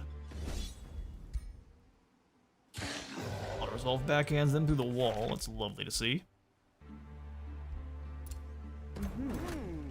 And we'll keep on getting some level ups. So Neferata. We've got our signature skill. We can go for the Hebomancer. Blood Empowerment. Suffer unblockable damage equal to 10% of your health, and then until your next turn, your attacks deal 50% bonus damage. Recover hit points when killing a unit, and we cost more. Night Sworn lets us turn into a summon in a Doombat. That seems it's fun, but it's not what we're doing here. I'm thinking Dread or Desecration. Dark Sacrament. I can't see what they do, and it's frustrating. Disease, Decaying, and Exploit Vulnerability, or Dread. Ooh, yeah, let's go Dread. Attacks cause morale loss on target doubled for single shot attacks, and we can force enemies to take Torment and be... Morale loss is so strong. We're gonna lean into it. We could also corrupt any prisoners to become your loyal thralls in this playthrough. My suggested campaign idea. We definitely could. Designer vermin. I mean, they're designers of the old gods. Faithful or... Soulbound. Gains Faithful. Huh.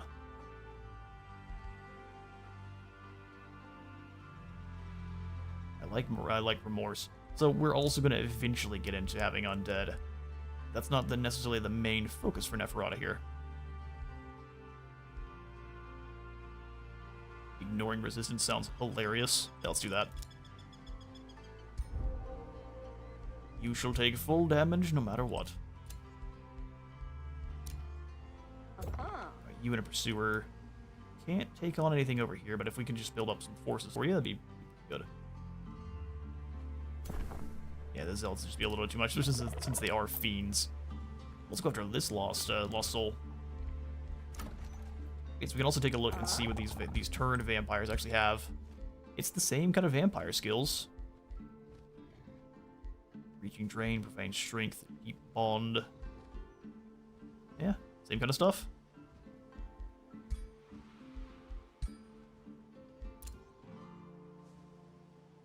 We'll go ahead and grab this item real quick. Production Lamia, we get the Shadow Trade Quarter for even more money. Now we need to get this up to a Dreadspire before we take any more hits to our stability. So ignore that for now, and we'll ignore the Silver Pinnacle as well.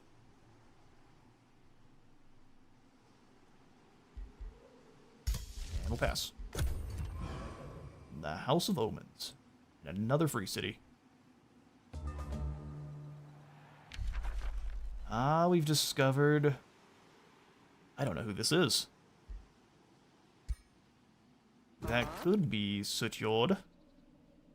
Or it could be one of the... It is indeed Sutyod the Last. You are the inconsiderate Empress in Shadow, Neferata. I am Sky Titan Sutyod the Last. Many go to make war, I aim to make peace. Even with the likes of you.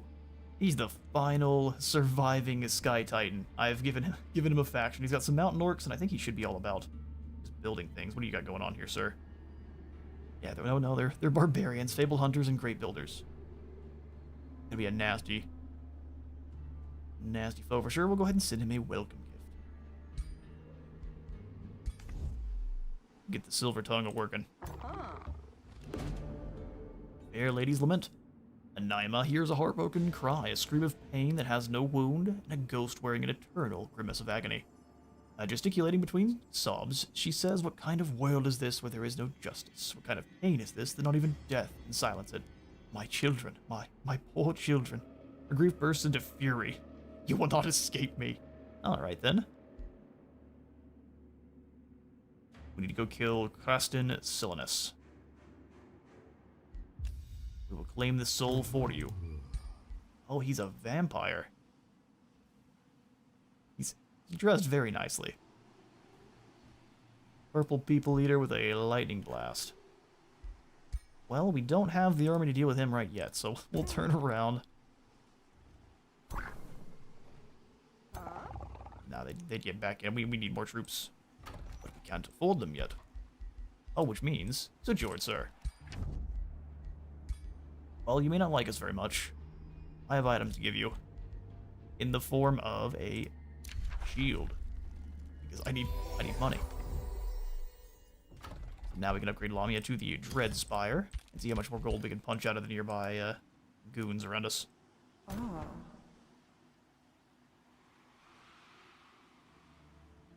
This way you can attack.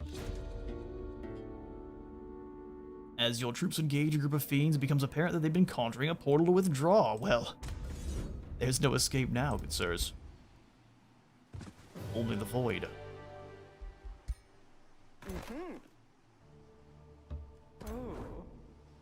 Alright, well, we didn't get any gold there, sadly. Definitely hurting for cash. Can we cooperate with you? Not yet. 3 turns. Yeah, that slower progress is a bit sad. We'll make do. From good to neutral. And we've got ourselves a helmet. Sure. Extra defense is nice. That is his second city, too. The first one is definitely not called Axward.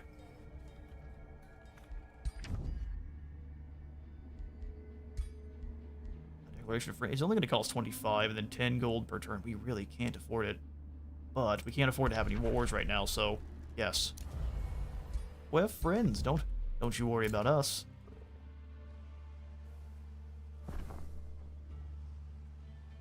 Get just one more unit, we can take him. Let's just go this way and do some exploring then in the meantime. Not waste our time. We just don't have any cash right now.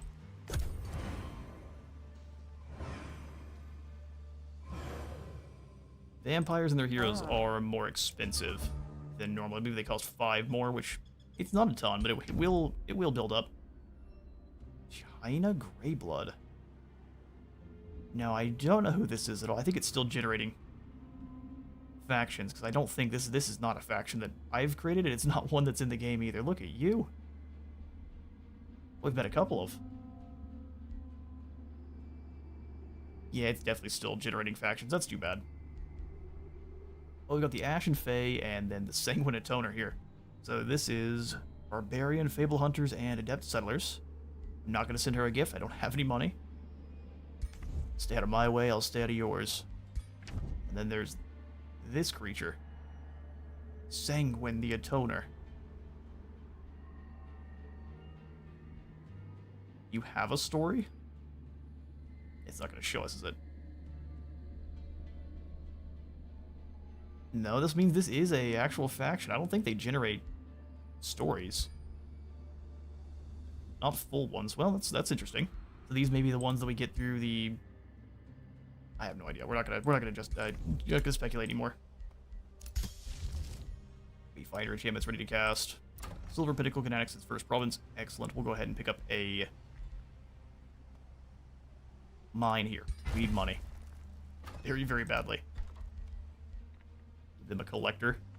They're not going to be happy about it, but I can exploit the people. Wayfarer enchant or Wayfinder enchantment done means we can get into the next Tome of Magic. And this is actually kind of a tough call. But I'm thinking we're just going to simply go for a Tome of Necromancy, as they are the vampire counts, harvest souls from enemies, and create undead creatures. Specialize in expendable units and starting our soul economy. Necromancers are the greatest healers of all, as they have the power to cure the greatest ailment itself, death. Some will fear such an existence, but what healing ritual doesn't have its side effects? There is also a grim yet satisfying efficiency in recycling your fallen. When your army succumbs, raise them again. Raise them again. They're the greatest healers of all. We can go Skeletal Reanimation, Necrotic Projectiles, or Necrotize. Necrotize is busted strong. It simply says you take damage, and if you die, you turn into a zombie, which is simple and very effective. What on earth? Hey, look, I thought this was a droid. Truly, necromancers are the greatest healers. They only tend to be fashionably late. So chat, good to see a new run going. Would anyone update me of the realm settings of this run? Realm settings. See if it'll show us. And if you know... Oh, here we go. Realm overview. Nice and easy. So we're playing on the kind of the brand new premium realm. I've just changed it ever so slightly. So we've got land, so there's no water here whatsoever. One single landmass. We've got the Sunless Highlands, which is going to make it have a bunch of Sunless, the new province type, which is full of kind of those rose vines and banshee paw, all sorts of nasty stuff. It's very undead focused. It's great. So lots of Sunless, snow, and ice provinces. There are scarce ashlands, chasm, and lava, and there is no, good grief, no sand. For our city, we've got more traits being city-states. So we've got more, well, I don't know if it's more free cities, but the free cities have more population, and then our Whispering Stones are going to be a little bit weaker. And then we've got Banner Lords, so the Rally of the Legions occurs more often, and we have more points to use when we're there.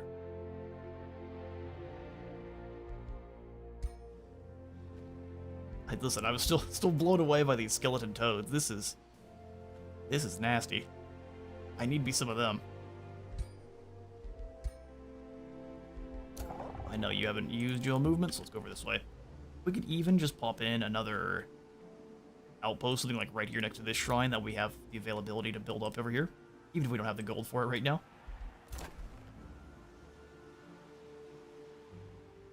I want to go up to the Haunted Graveyard. Go this way, take out this squad of units. Bunch of fiend zealots and their inferno dogs. Absolutely. Adeline, good to see you. Good and welcome into the stream. That's not bad at all. Good auto-resolve here with Neferata.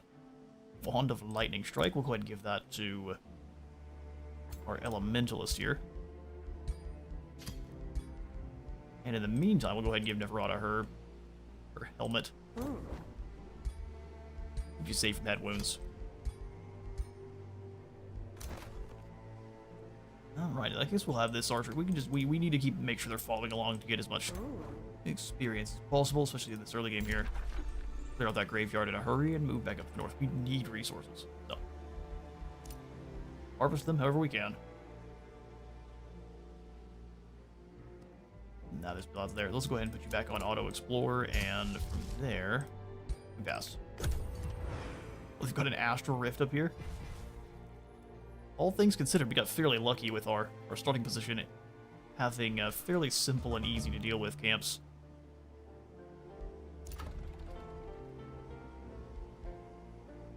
Farm there. I guess I didn't realize there were sheep there.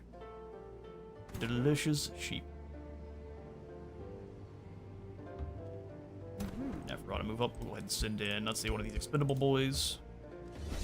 A safe battle against a bunch of zombies. I'll just watch the replay because I do like the battles here. Let's see how well the AI commands our vampire lords. Not sure what that sound was, but they're flipping out caltrops or something. Zombie rats. And their toad friends.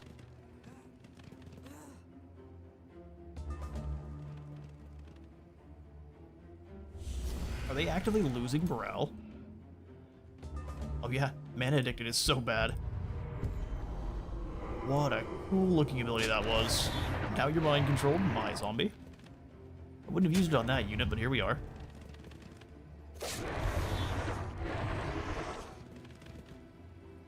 Okay, no, I can't watch this. That's gross. We're fighting this ourselves. Like, how about we use the units as inefficiently as possible? Watch this, boss.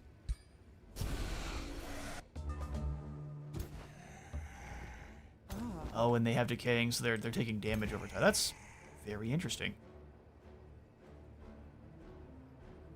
So if you purge that immediately somehow, you don't have to worry about it at all. Ooh.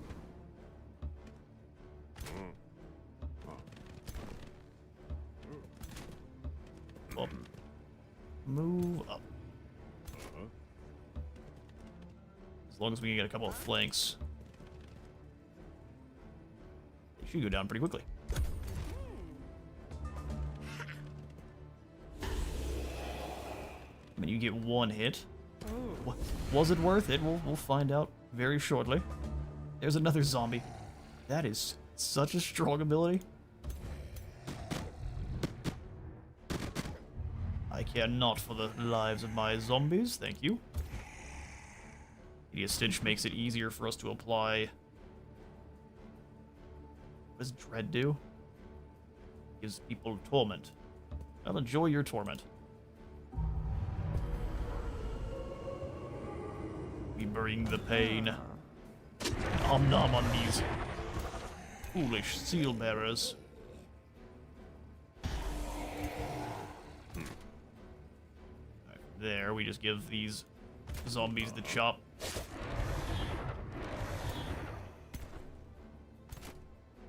Double over here. That's almost a kill. In fact, we can probably teleport up and finish them.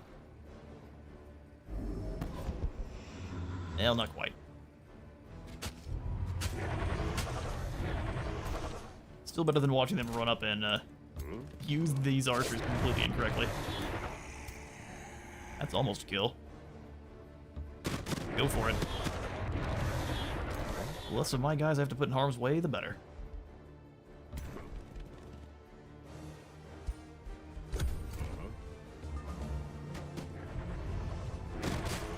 Really? See, that's bizarre. They go from being really, really clever, the AI, to being very dumb.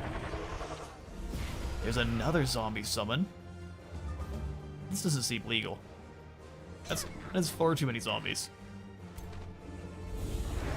Seal of transference and big heal. Almost full. Schwaka and Schwaka.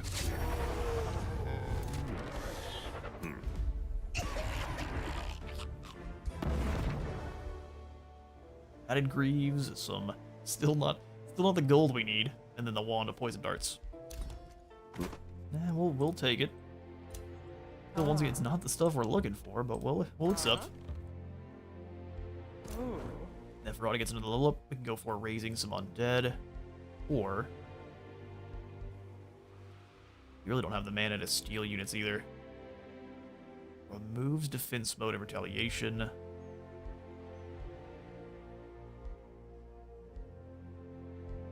Maximum health, curse, and raise undead. Let's go for the drain familiar, just in case we need to heal in a hurry. Emergency rations. A secondary wand of poison darts? I think not. Naima, you can have that one.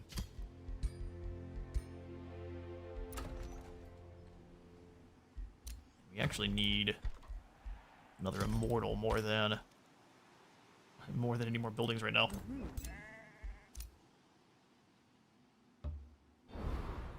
Nice. I guess they didn't pick up the mana. That's weird. Morton. Well, they live a long ways away from us, which is pretty nice.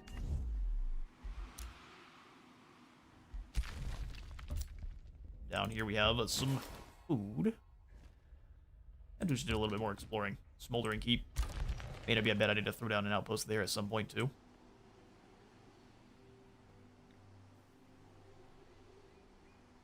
Let's expand towards this gold with a Forster.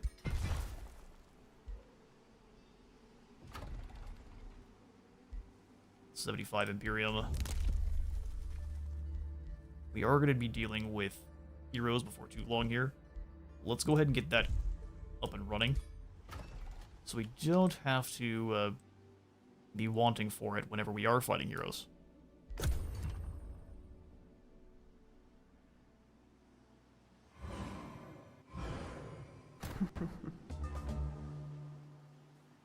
No baddies there, really.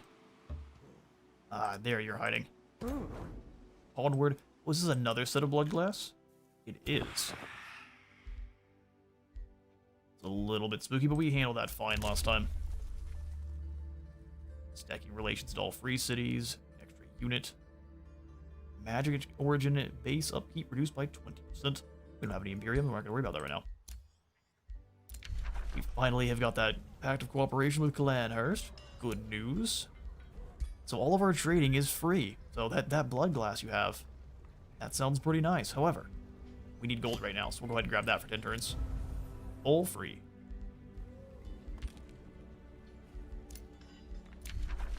You think befriending Clanhurst will help you secure a path to victory? Alright, Grumpy Sitjord. They're way behind us, but they're getting 2. How much are we gaining, though? 7? Well, 1 per turn. Base value, and then it's... Also, they should be about as fast as us, unless they dump their Imperium into it. Which is something they could go for.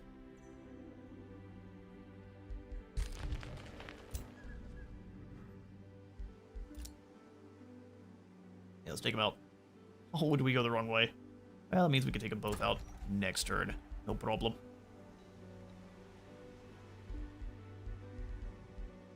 Let's wait till we can get the tavern in Lamia. In fact, we can grab the tavern in now.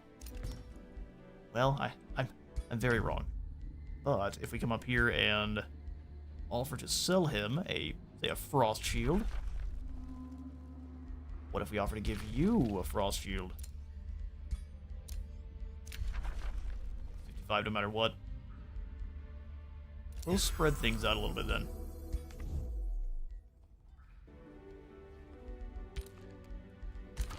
Then we'll get the tavern going in Lamia.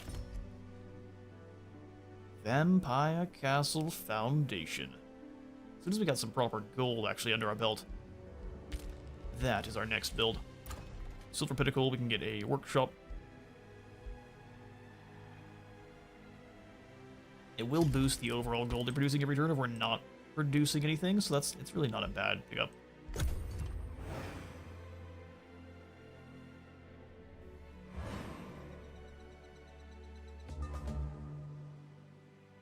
Alright, well, first let's go for the weaker squads. We'll send you along, sir.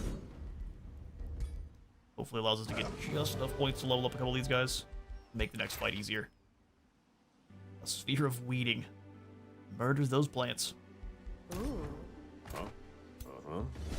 Yeah, risky battle. One more likely to fight ourselves. Archers go down. Just the archers, but they're not expendable, so we can't allow it.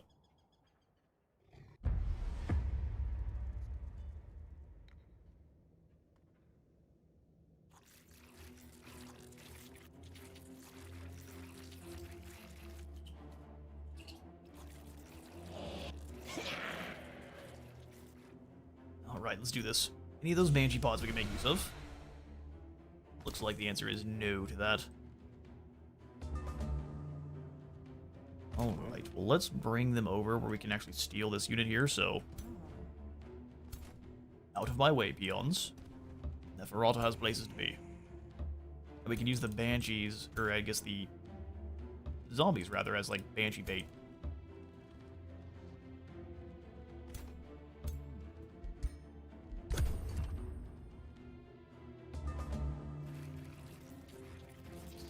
If any of these lads are dependent on mana, they are going to be... We've had a bunch of them that are... Devotees of good, and they're just stinky and have flesh-carved runes. So, evil, but also righteous.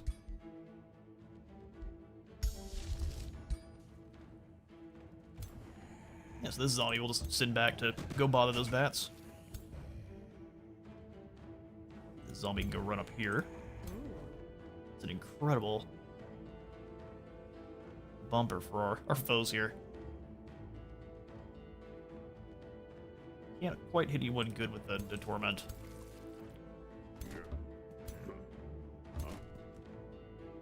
Step forward to give the enemy some options, but we also are surrounding them.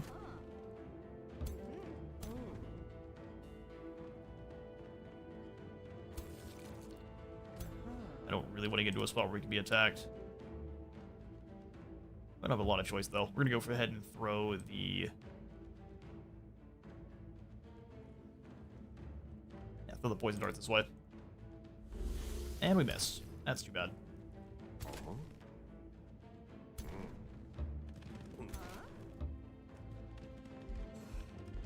Alright, let's go ahead and pop down the Baneful Curse on this group. We'll try not to use any more than that, though.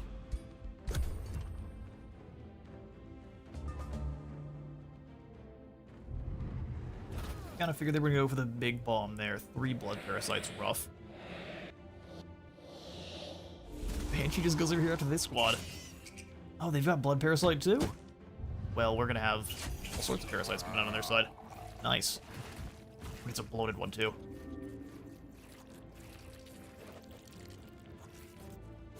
And in main fights, we're winning that, but we cannot allow that to happen more than once. They can just take all of our zombies and turn them into units for them.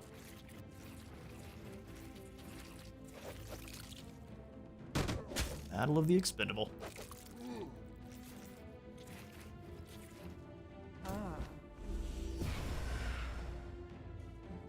There's another zombie, so we'll have the Tyrant Guard.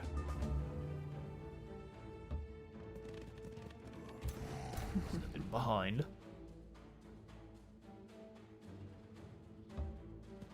Let's go for the Torment here on this maggot, because apparently they can experience existential dread. And then we'll go bite you.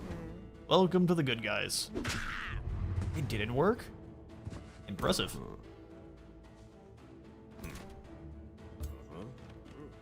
Go all in on charge striking this squad down. I don't think they have any bloat, so they shouldn't explode and do any actual damage.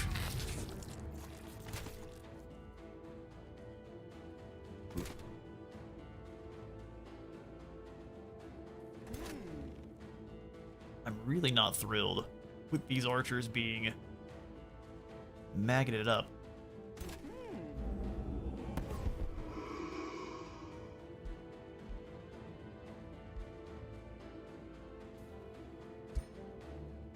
We're not really getting very many if we go for that, though.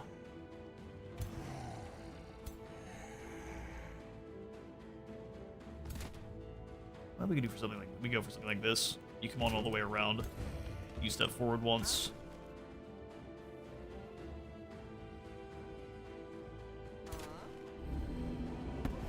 Plan being, we just don't want that. Oh, you can't. Oh, yes, you can. I was gonna say, you can't target them? Yeah, you can. No problem. Break the lifesteal. Hit them thrice.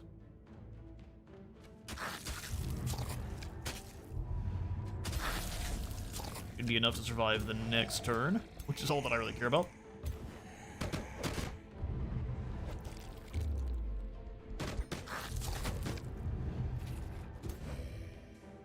And blood parasite effect is nasty.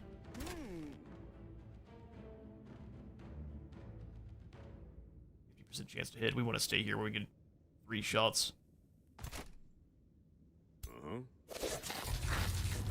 Charge strike, then we'll go for the kill. Why is that one so tanky?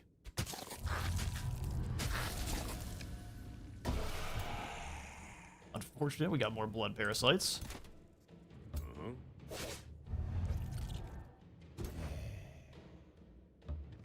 Now that's definitely a really good reason to pack as much cleanse as you can, because these are all possible units. It's not even a chance for them to transform. It is a 100% chance for them to transform.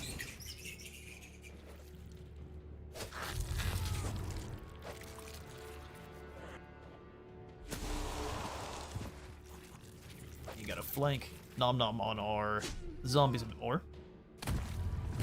That does hurt, but they die next turn.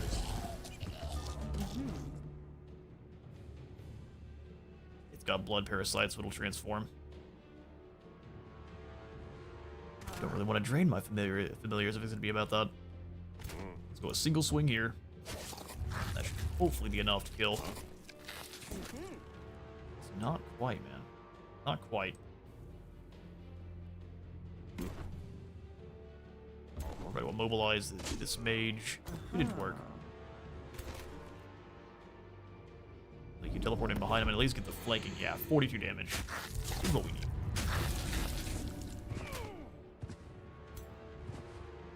And another parasite detonation it is.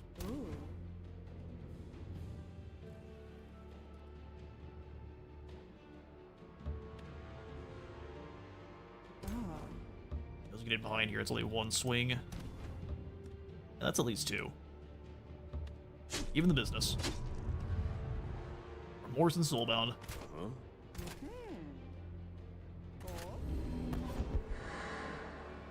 Don't quite take him out, but oh, that crit might be it. Just enough. Bop them to gain some health. Zombie healing too. Get some decaying just to get rid of them, that'd be awesome. Way around, and then that is all for this turn. Not bad.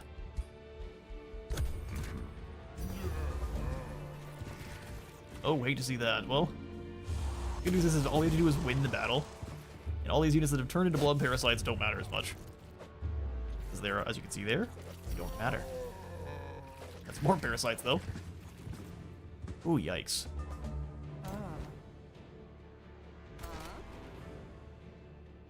They turn around.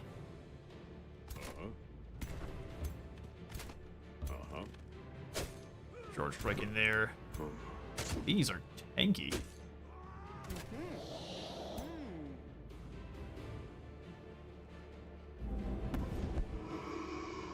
Where's their units they actually care about? None of these matter. So if we have to take out these Banshee.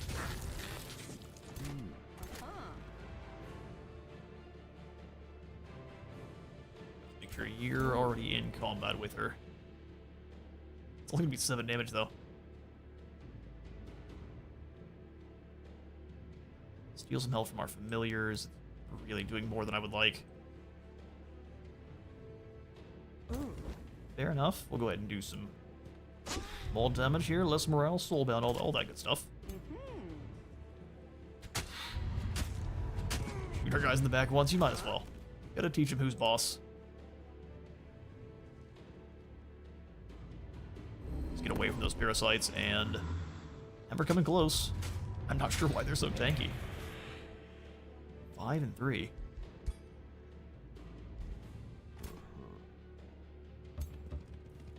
Keep him busy. Kill this one, which is going to detonate. But it's less damage next turn.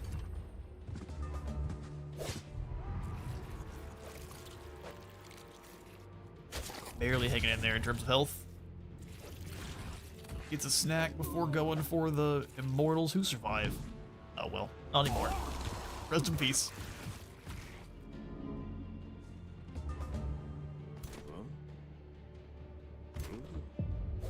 Down with the banshees, and we win the battle. I don't know if they'll actually have resurgence. No, that's just fine. So even if they do eat your units, resurgence apparently allows them to regenerate just fine. So we'll take it. No one dies. Gain some souls and Anon's wisdom.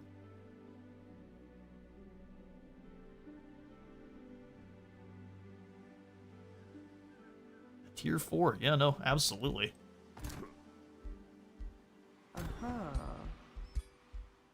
Resistance, status resistant. Anytime a spell's cast, we get bonus damage.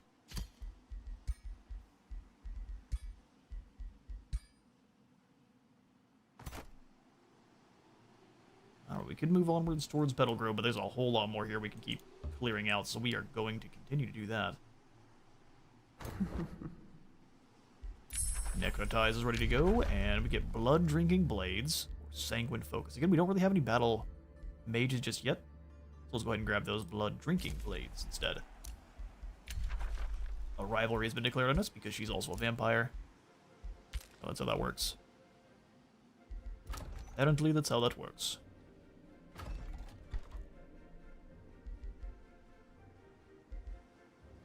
I love the Shadow Trade Quarter, but let's go library.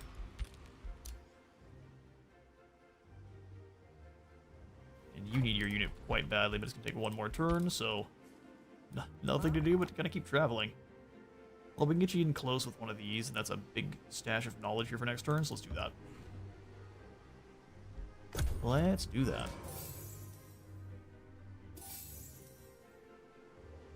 I adore these blood rivers, though. This is an awesome effect. Got our sheep frolicking around in the blood fields. You want to stay well away from those sheep, they double as piranha. Huh? Yeah, I think we can take this droid-looking frog, no problem now. Let's give you the helmet. Protect that noggin. Sphere of Weeding is actually going to be better than the poison damage right now. And it looks cool, too. Yeah, surely this won't backfire at all. To battle! And we win, no problem. And Neferata steals some of the experience. But yeah, that's the other thing that the vampires do. So all of their heroes are going to transfer, I think it's like 20% of their experience. A turn vampire gains a stack of this for each signature skill the vampire has. Wow. That's cool. Oh good, here we go. We can actually see exactly what these guys have. It's called the Turn Vampire. Turn into a vampire and replace their Mortal Champion skill with the Vampire Origin skill. They're undead, they have sunlight weakness, so can't regenerate and has less damage unless in underground, gloom, or sunless terrain. Oh, that said gloom, so you could choose to be an Eldritch Vampire. Ideas. Vampiric regeneration, so we get to heal outside of as soon as combat's over. And then 20% of the experience they gain actually is sent over to Neferata or whoever their Elder Vampire is that turned them. It's risky. Apparently not that risky. Alright, our Warlock is now leveled up. Let's go ahead and give you, good lass, the Siphoning Blood ability. Force pull the blood straight from their veins. Let's see, what's the best thing for us to attack next? Probably not a squad of infernals. Let's go after this this gold over here. Glad to finally have an army that can get out there and actually do some things.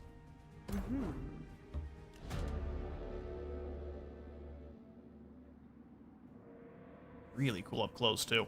Alright, Shrieking Bat and other undead stare at your troops with fear and hunger in equal measure, but fear soon seems to prevail, rendering the group unwilling to attack. Death to these dead. The auto-resolve is an easy battle. Ah. We're just barely not close enough to fight the other ones up here, too. Well, our ruler has leveled up once again. Mist Away. Drain Familiar grants the target strengthen, and we'll give them regeneration. Let's come on over here and give her the Knight ability. Neferata up to 6 defense, so just 1 higher than the Banshee we killed.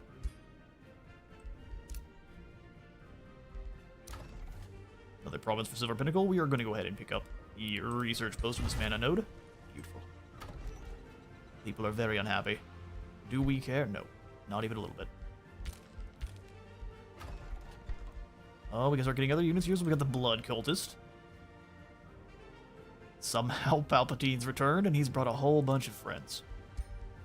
And then we've got the Tyrant Guard, which we can definitely use more of. These guys are very tanky. And then the Warlock, which is pretty much the same as the previous Warlock. Weakens you, and then is going to weaken your defenses, too. Very good Battle Mage. We're going to grab ourselves a Blood Cultist. We've got the money. Let's go ahead and grab a Blood Cultist and a Immortal both.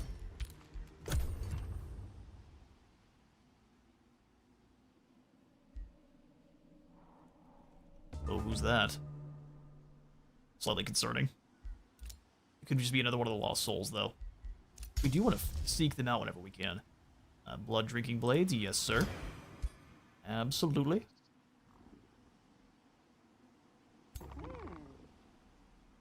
Are there only 2 of them? Oh, there actually are. Nice. We just barely can't reach, though. Let's go ahead and stay in our territory to heal the most. Oh, good. Glad your Bone Wyvern allows you to just reach out and boop them on the snoot. Ooh, a Lightning Blade. Again, nothing we're probably going to use, but we can use it to our advantage to sell to our neighbors. Loaded Drinking Blades is ready to go, so let's go ahead and grab ourselves the Necrotic Projectiles, or we'll grab the Mark of Tyranny. Will not take us as much time to actually research that. Ooh. Move in, lads, and take them down. What makes them so crazy, what Dark so crazy good and auto-resolve too now is that Resurgence. If they die and you win, it doesn't matter, they're back. So the units that you're usually losing in droves, like these Dark Warriors, it just doesn't matter. Ah. Which is frankly crazy.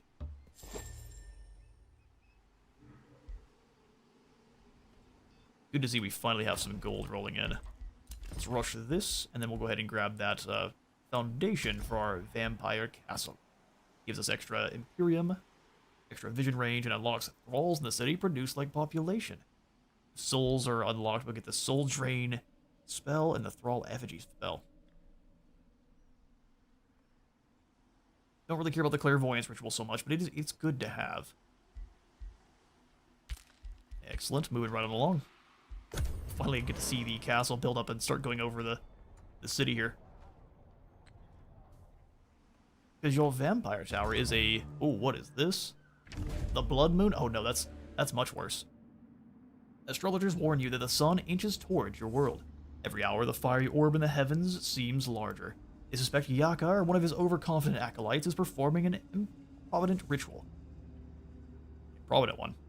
Global temperatures rise until a flashpoint is reached. Volcanoes violently appear across the world, burning lush lands and renewable resources. Volcanic blaze and ruin wreak havoc across your realm. Can you and your armies withstand the heat? Provinces turn into desolate, and volcanic eruptions are active in combat. Oh, how amazing. You get hit by falling rocks. I guess falling volcanic debris. Oh, lethal. Hello there, antagonist.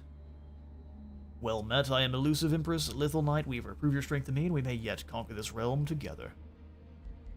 Lithal would be a good ally. You can pronounce her our friend. Yes. And then everyone else we shall break. I was hoping we had kind of a blood moon going on, but no, instead there's volcanic eruptions. Uh-huh. Like we can't take on this tomb either, but let's go see what they have. Explore. You prepare to explore the silent tomb when a wide-eyed scribe sprints out. He slumbers no more, fools! Flee! A chilling wind, as if a monster. That was terrible, but you know, if a monster inhales, pulls you towards the entrance, the ground then trembles, but there's no rumbling. A black fog creeps out from the mouth of the silent tomb. It conceals a ghastly figure that feels as ancient and evil as it does regal. Your army's resolve dwindles, while insanity claws at your mind. The kingly ghoul whispers, I am the sleeper in shadow. Won't you join me inside? You unwillingly put one step forward. Insanity and lethargy. Slow immunity. Keep your mind off of whatever sluggish power. Interesting. Yeah, let's do that one.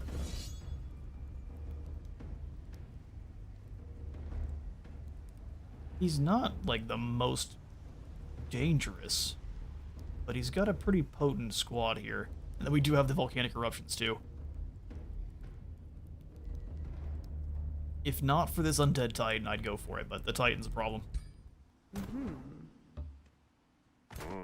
We need stronger units.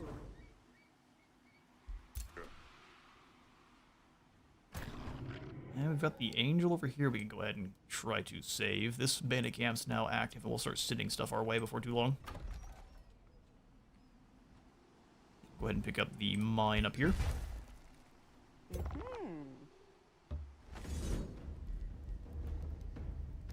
High risk meta. Oh, we don't have everyone. Retreat. You get a bit closer, and then a 3-man team should be able to handle that. No problem. What do we like to see? Still captive, a graceful figure stands before you. It wears humble clothes and no shoes, yet there is something divine in it. It says, may the Archons bless you, my savior. Yeah, we'll see about that.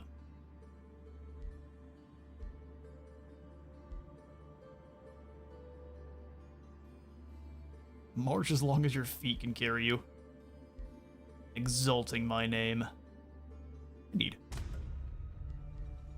Blood drinking blades available. We got 18 mana drain as a result, but extra damage, and then whenever we hit units with bleeding, we heal even more. The sustain our troops have is getting crazy. Rob the guy. We sent him on his way.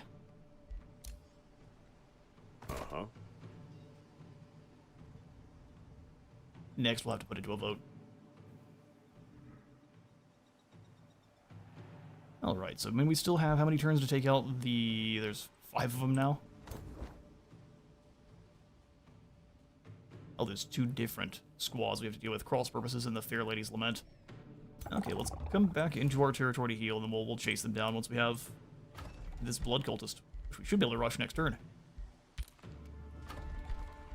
We can rush this castle, where we can see it start to build up and over the top of our city here. Huge, but much bigger than even kind of the citadel of Lamia.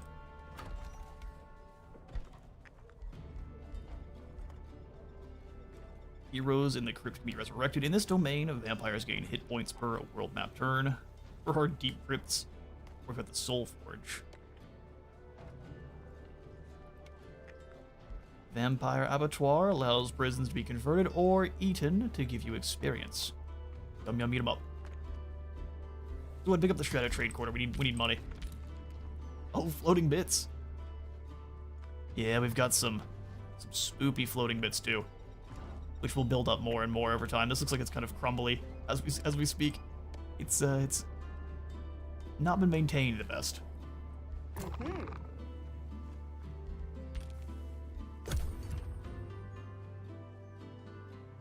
Alright, while this turn goes, it's been about 2 hours into today's stream. I'm going to go ahead and jump up and take a very, very quick...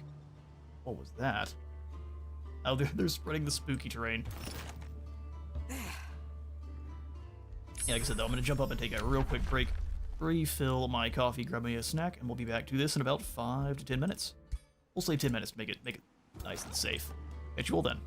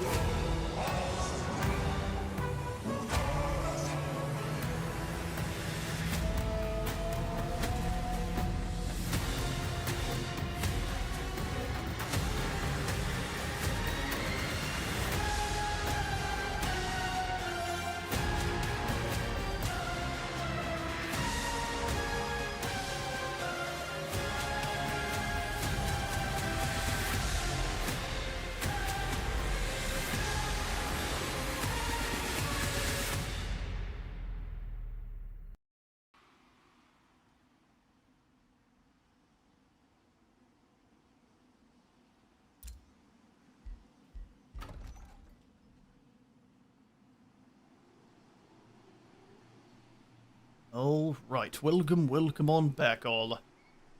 And we have got some good spots for cities down here. We just need to actually get out and start expanding.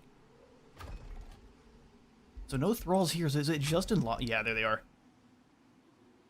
Does it split your food between thrall and population, I wonder? So we need a lot of food to keep the cattle fed. I'm sorry, what? You heard nothing. Oh, it's time to build some roads. We don't really have any more magic origin units just yet. We won't worry about that. We'll try to save the rest of our Imperium for another city, too.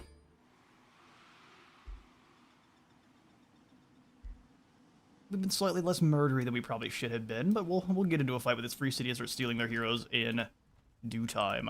Oh. Oh. Oopsie. 74 production and a pony mount. Heard nothing? You indeed heard nothing. You get the right idea. We'll head on over to this bridge, take these bats out. Yeah, we've got a pretty scary auto-resolve squad at the moment.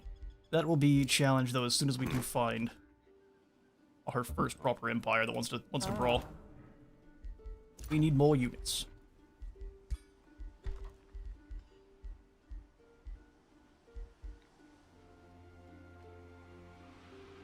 Win victorious in battle, get some... See, we should probably just get this active. We're having to sacrifice mana, though, which I'm not the biggest fan of.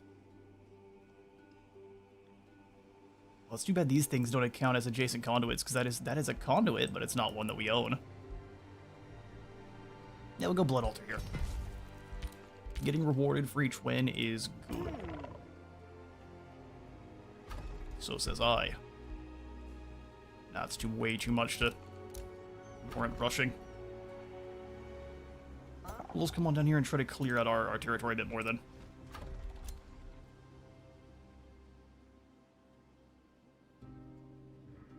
Go join up. Please and thank you. Production of the Silver Pinnacle, we'll go ahead and give you a... Let's go storehouse so we can get a bit more population faster and actually upgrade the Pinnacle. Mark of Fury, Thrall, Effigy. So what, you just turn your souls into Thrall? That seems amazing for now. We have nothing else to use our souls on.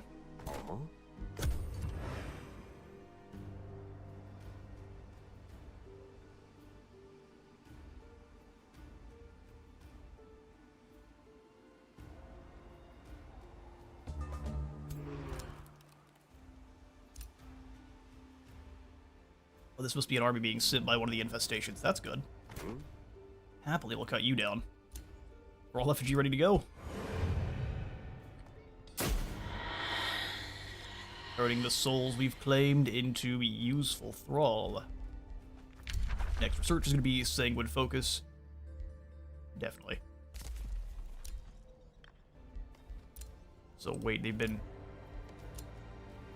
She withdrew and was back in the same turn? That is terrifying. Are you at war with anyone? What happened to you? Oh no, it said she returned, but she didn't. Or maybe she's getting the absolute smack kicked out of her, who knows?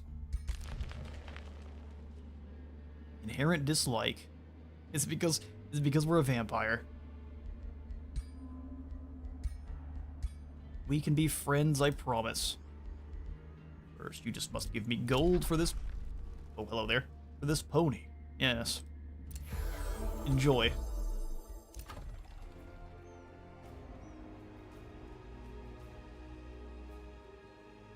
I'd love to expand down here and grab this, but it may just be too... No, it's not too many hexes away. That's no problem. Forrester, go. Oh, Empress in Shadow, I have a vision in my dreams last night. There was an elitist. Revered by the masses. Being an elitist grants our ruler and her additional resistance and defense, which sounds amazing. So welcome, you're now an elitist. Alright, well the Wolf Lady wants to fight, fair enough. Get ourselves the Crypt Blade item, which is bonkers strong. Reaction does damage and will turn you into a zombie.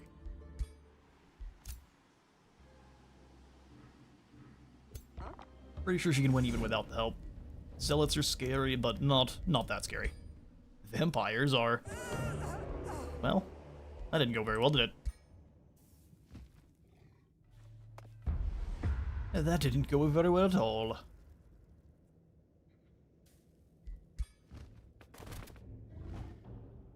Ah, well there's where the volcano is gonna go ahead and belch out some nasty. You can reach us.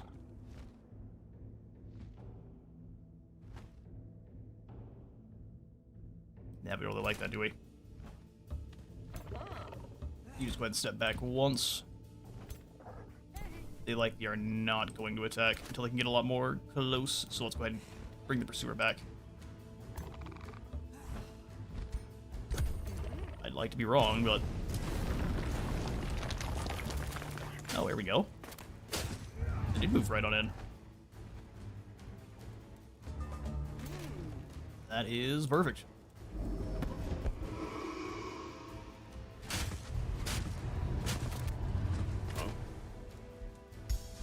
We go for a necrotize onto this. Got that frost weakness, we chop it in half, turn it into a zombie.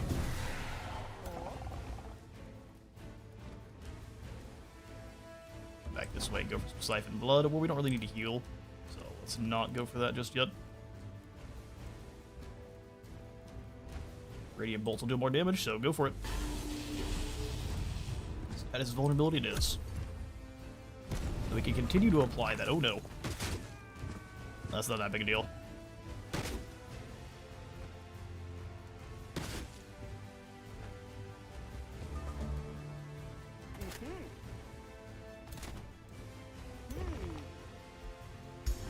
We just go for another necrotize. We gotta figure out exactly which one we want to use it on.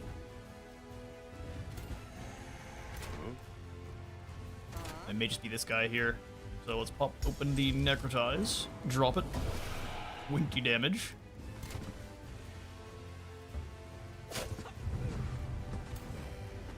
Arrows to the back. Oh, we missed it, hit our guys once. That's awesome. In the worst way. Yeah, we'll use the radiant bolt to take you down. Get another zombie. You're gonna get beat up, but such is the way. Gives us time.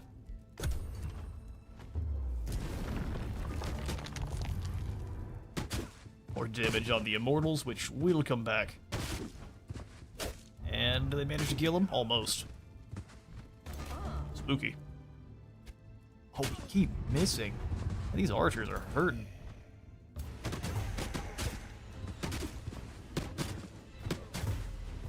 That's right, Fool's Decay. And we take lethal damage from him, but that's okay. Allows you to fall back.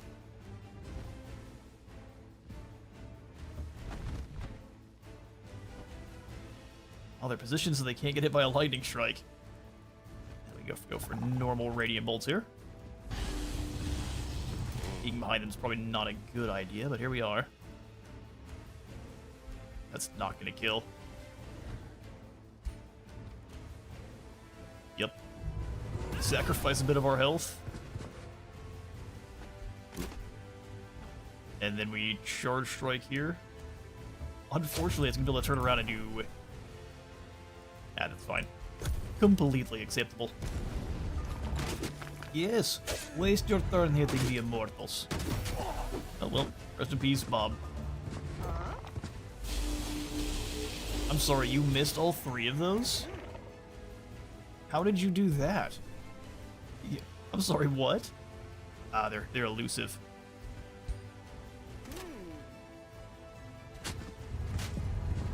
That's pretty impressively terrible. Neferata gains skills, and we found ourselves a blood altar. Darn right. When victorious in battle, get mana.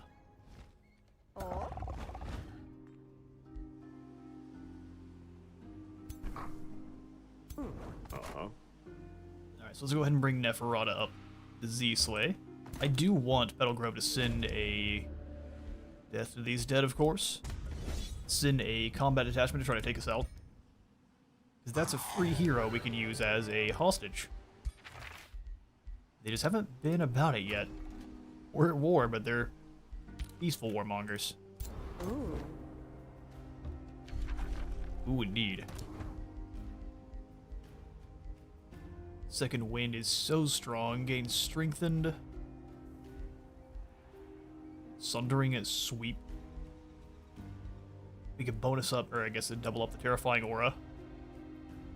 So we could... Oh, it doesn't work on units with... Oh no, you can't scare other terrifying units. Well, that's fine. Give her the second wind. Healing and more movement. Haughty Greaves? No, no, no thank you. However, you could use some Hardy Greaves. And then this Mask of Accuracy? Yes. 20% more accuracy and an immunity to flanking.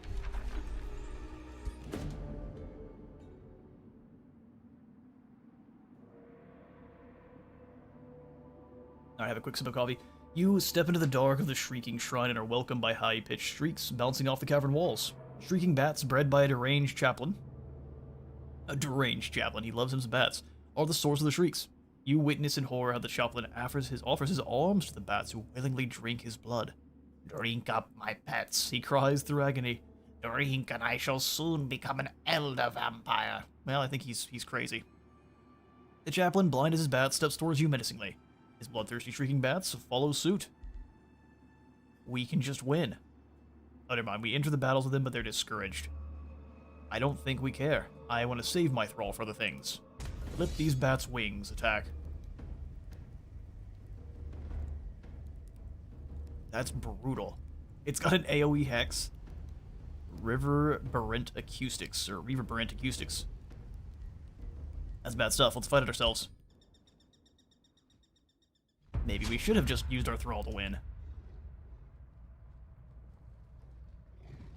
But then we wouldn't have got to see this wonder, which is apparently just trenches full of blood and arcane sigils. Which, fair enough. And really not looking forward to fighting the AoE bats. Well, that's just the way. Ah.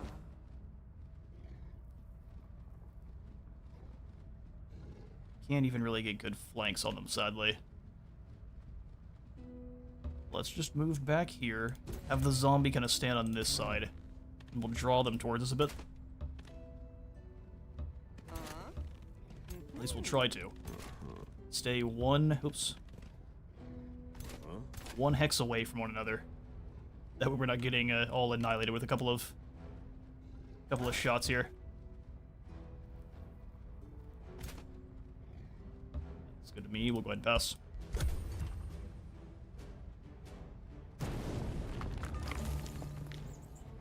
Decaying kicks in, but no one gets hit by any rocks, sadly. Yeah, so now that they're kind of moving in, let's draw them forward. This Doombat here, and this one is the one I want to make it into combat, so I'll leave you here, and you move up to... There, sounds good.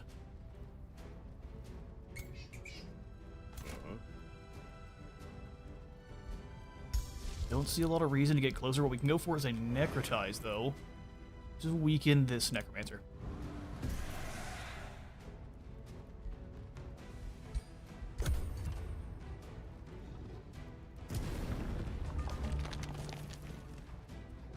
Okay, kicks into play. Are you just gonna... Oh, it's a chaplain. It's a Necromancer. It's a chaplain. He's gonna go hide. Bit of AoE damage. See if you're just blowing up this pillar. Maybe we can just heal. Steal the health from our zombie there next turn.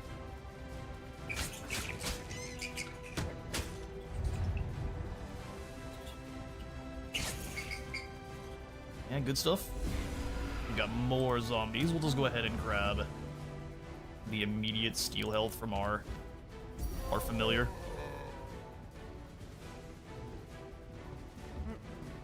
Before I decide to move up. Send the zombie in. Tie these things up. Ah. have to close the gap, so let's go ahead and do so, and we'll go for the dread on these guys in the back line here. These spikes of pain. 22 damage in the whip, 18 from the darts, or we get 14 here from the melee. But it does lock them down. Let's go for that.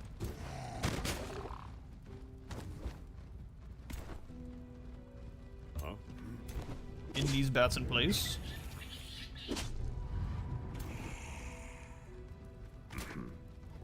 Yeah, I've not gotten them the best positioned. Let's teleport here. Go for the triple shot on these larger bats with the AoE damage. That does kill. Big swing, and we can go for a sprint next turn. Just gonna keep these guys locked down.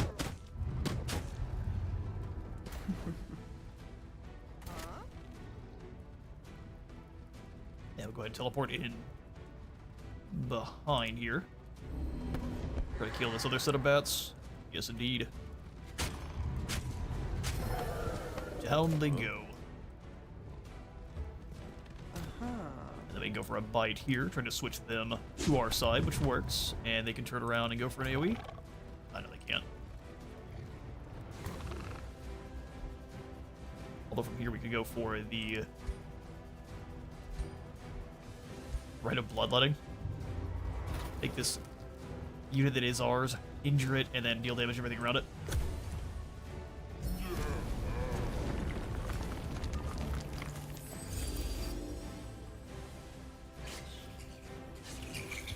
The world's most selfish chaplain continues to hide in the back lines. That's a pretty nasty AoE, I can't lie. Kills its own bat. Well done, sir.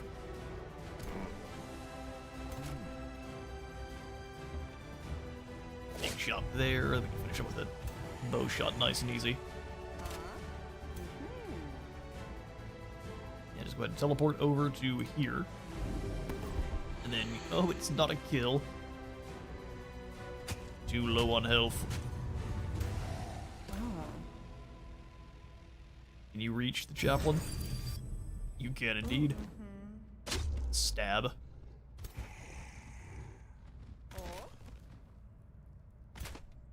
All the way behind for a charge strike. Yeah, so the zombie finish you. Only getting one swing no matter what, so we'll just go ahead and move up. Oh no. Well, these immortals are about to learn what volcanic rock tastes like. Chop them in half. Vulnerability into death. So now it's just a chaplain.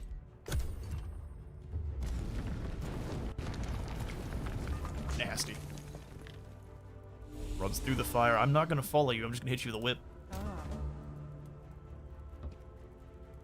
Yeah. Loses even more morale and is running. That's our first wonder cleared. And first wonder of the actual DLC too, so excellent. Most excellent. The deafening screeches that echoed through the shrieking shrine are silenced. Blood floods the guano-coated cave floor. Some of the shrieking bat pups were spared from the slaughter. You discover that the delusions of the chaplain ran deeper than you thought. Moldy tomes and wall scribbles describe rituals and processes concerning vampirism and bat anatomy.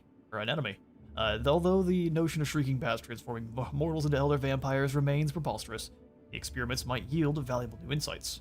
After copying the research notes, what else shall Neferata take from the cleared shrieking shrine? Knowledge? Scrape the bat droppings with the gross. We get a bat or a bat mount. Granted, while it is gross, we do need the extra food, so instead of a shrieking bat, actually I'll leave it to you all. Should we scrape this floor to get us some fertilization for our fields? Mixture of blood and bat guano? Or should we get ourselves our first shrieking bat? What do you all think?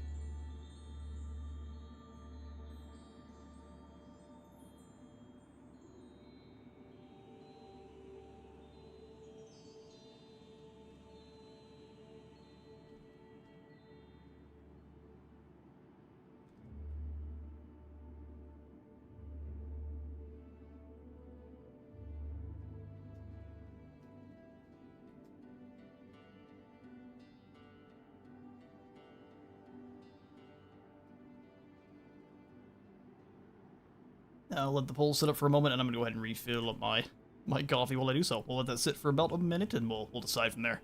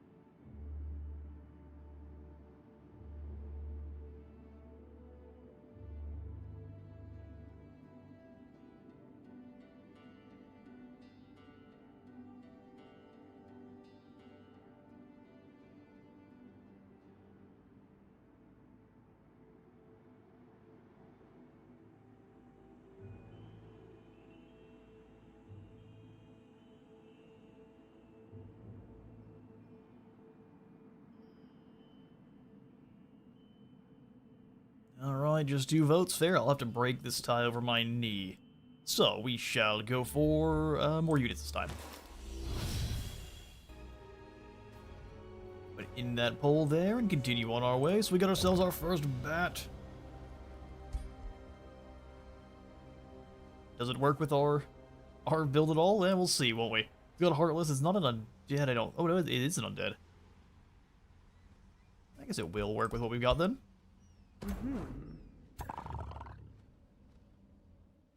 I'm thinking the next place we go for a city is just like right here. Or even when we'll pick up the one that's on the mana node that we can actually grab the resources right off the bat. Either way, we can grab everything because it's kind of in this area. And at least try our best to. Ooh, another Lost Soul, we have to have a hero to grab those, don't we? So you instead go back into auto-exploring. Indeed, indeed. Let's move up into this Shrieking Shrine together to heal.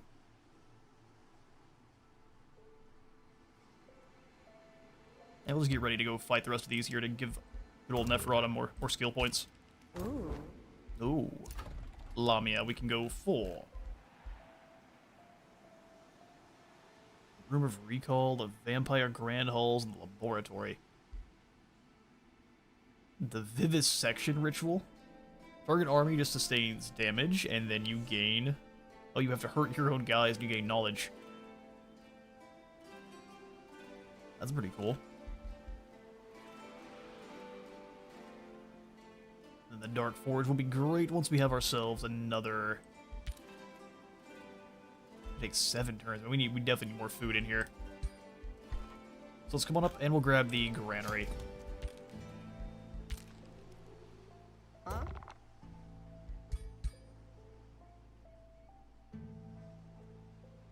You can start working your way up towards this brigand camp here. Sounds good to me. Alright, so today's stream, we're going to go all the way until 5 p.m. Central, so another about hour and 10 minutes.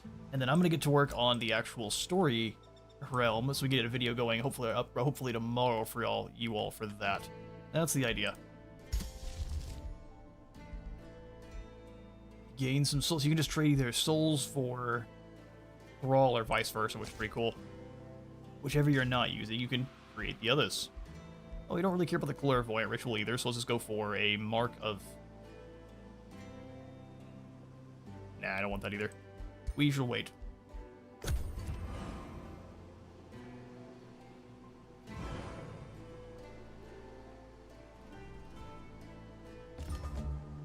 Day 23 dawns, but of course it does. Segment focus is done, which means we get to select ourselves another book. How exciting, and I do believe we've got a... Is the Painbringer? No, it's a tier 3 tome. Okay, I thought we did. Well, in that case, I'm thinking we are going to go for the Tome of Shades here, which is going to give us access to the Shade Network. Neferata is all about getting into other people's business and stealing what she can, so that's what we're going to get to. Strike from the shadows, blind your foes, and find their weak points to deliver the perfect fatal blow. Although, hang on now that I say this. Reach an unknown city that shares a border with this city. You know what? Nope. I lied. We're going to come back over, and instead, we're going to grab the Tome of the Doom Herald. Yay! This allows us to focus more in on morale drop for our enemies, which is very good for Neferata, who already is all about that. The darkness that creeps from shadow to shadow not only brings disquiet, but also carries the promise of your arrival. Dim the light of your enemy's spirits, shroud them in despair, so that their weapons clatter onto the ground and spells do not issue from their lips. Just scare them to death. Joy Siphoners is incredible. We get to steal morale, which is a legitimate. You take morale from them and you give it to your units, doubled for single shot attacks. Message received. You think befriending Clan Hurst will help you secure your path? No one likes us. They're just making up reasons not to at this point, too. And fair enough. Got a pact of loyalty here, which means we can send them on their way. Now we need a pact of vassalage first. I see.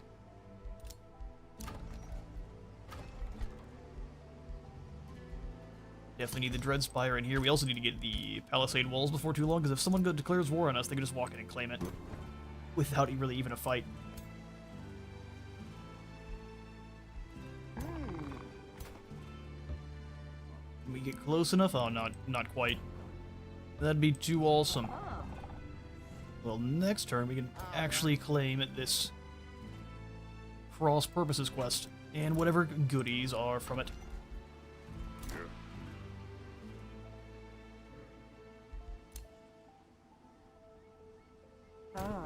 And we're gonna go ahead and ignore Petal Grove still. They're gonna come out after us eventually here, but they're being slow about it for sure. That helps us out. Almost dies, man. They just don't use your units right.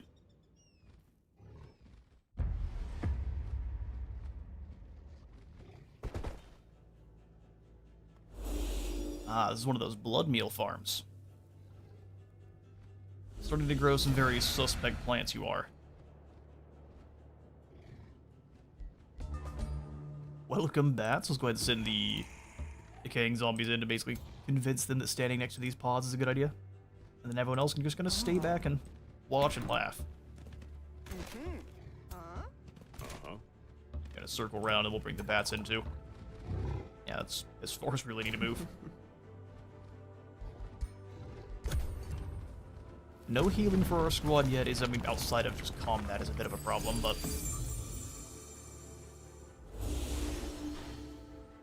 And you next. As it might be a one-shot. Give them that false confidence. And now we hurt them. Teleport behind. You do the same. Let's not get in the bat's way, though.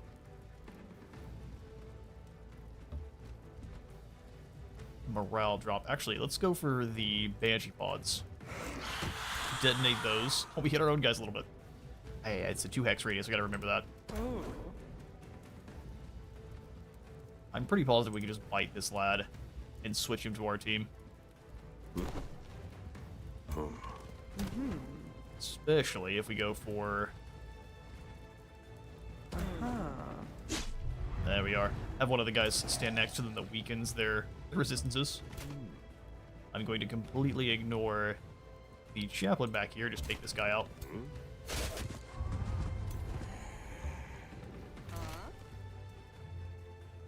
Teleport in closer. Oh, they're still pinned in place. That's too bad. I do forget that's a thing. Don't really want to catch on fire. No thanks.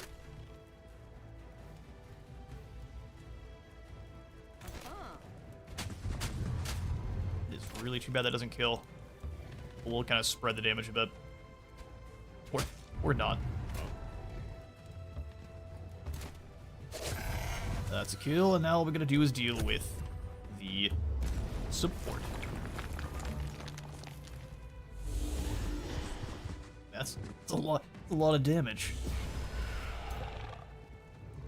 That's a lot of damage. Bring you on in. It'll fly right over you, kind of the nasty morale drop.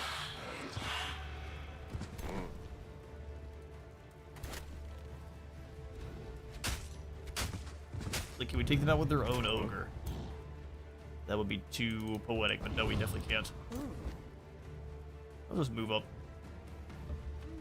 Go for the Dread, which is 10 morale drop. Hit it with the whip. And I think from there, that's the end of the Vikings. Alright, sweet. I also realized we can use the Drain Familiar on the first unit we bite, too. So we bite one of the enemies, steal them, put them on our team, and then steal their health, empower our leader, and keep going from there. See, that was much better usage of your bat. Stunning and Blightbringer. We've got so many ranger units, or so many ranger options, but no rangers yet. Oh. The goat. Blood mages stand no chance. And yet another ranger item. Sweet. Like I said, we're all set up. As soon as we have ourselves a ranger. Let's go outpost here. Good a spot as any. And you're just gonna stay here on this Shrieking Stone. We're going to probably turn back around now and start clobbering Petal Grove. We haven't got to actually use our main strategy, which is taking hostages and using them against their city-state. Sit you on, good sir. I will sell this grievance for 60 gold. And then let's go ahead and say, I'll give you this helmet for 22. It's better than nothing, but still. Not by much. We could build roads out there. I don't think it's necessary, though. Don't think it's necessary. We do have the gold now for another unit here in Lamian. I think we're just going to go ahead and grab ourselves another blood cultist. I want murderous parasites.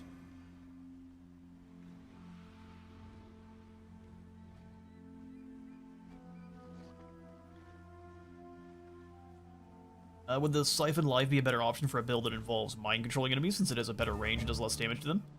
I would say probably yes. But Neferata is going to be a murderous, bitey lady. But you're correct. I would say the Siphon Blood is probably the better option. If that's what you're going to go for.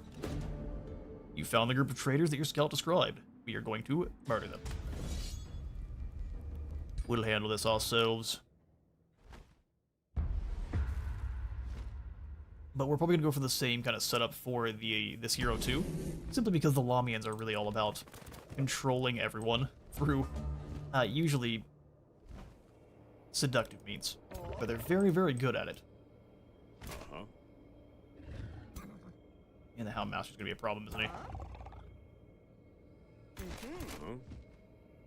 Hound Master's going to be a problem. They also have an Inquisitor, which are fairly nasty. We're going to go ahead and just move down here and kind of force them into this area. They don't tend to utilize the terrain to their advantage the same way, so we'll see if they can. Looks pretty good. And then we'll pass. I do wish we had more units, but we could turn their Hound Dog here into a zombie very easily.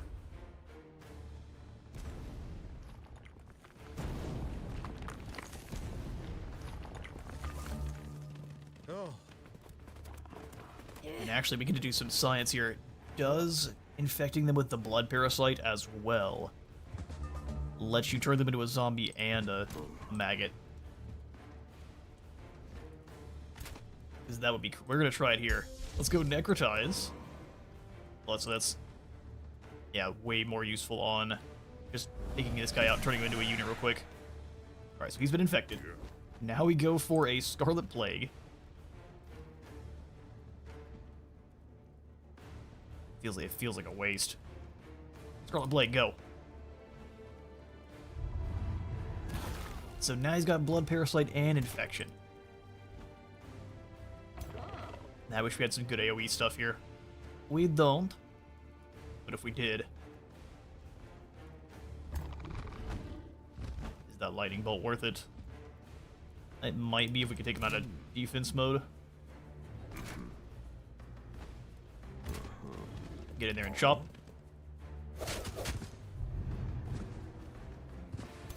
And then you do the same.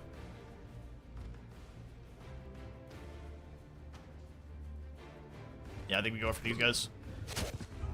Wow, that's the tankiness there is insane.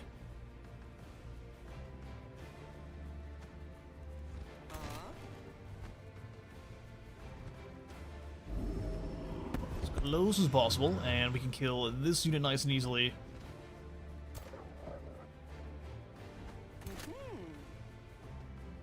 Yeah, I hate that we're gonna have to do that, but I don't believe we have a lot more choice. Let's run over here and just take out the Hound. It turns into... Oh, just a maggot. That's too bad. Okay, it doesn't turn into both. Well, now we know.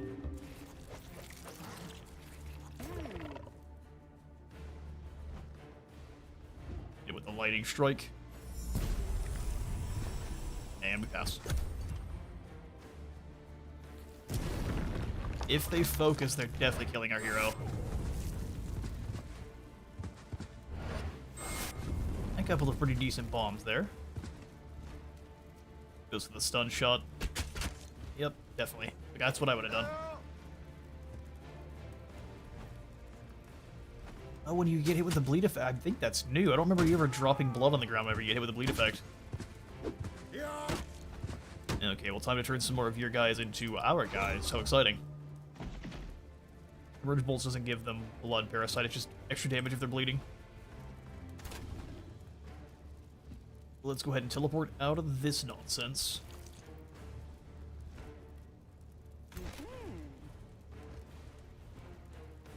Get you on around to start nom-nomming on these guys. Blood parasite bite.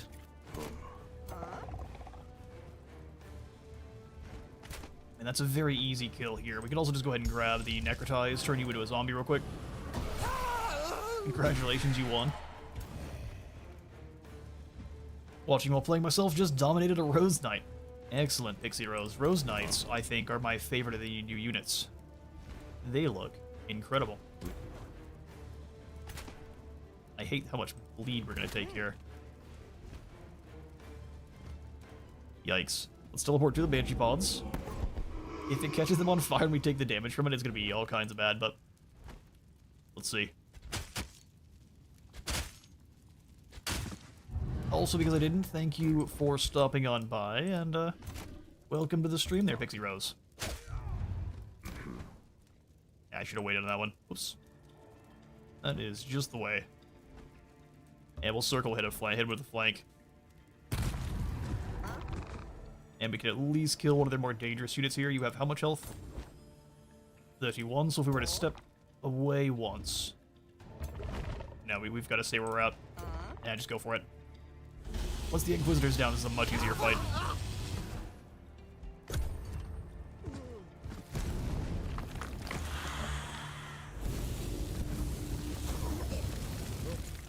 They do my favorite two outside of the vampires, and I'm so happy to play as one, and thanks.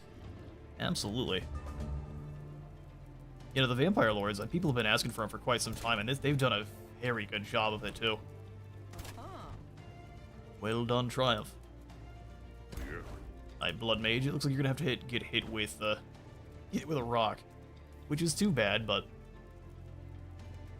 we're here for the blood parasites. Get above and charge strike these poor fools. That is vulnerability.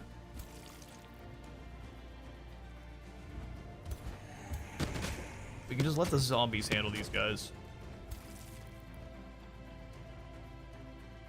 That way we can more efficiently pursue. Now it's just throw them into the parasites they know they want to be. Welcome to the team.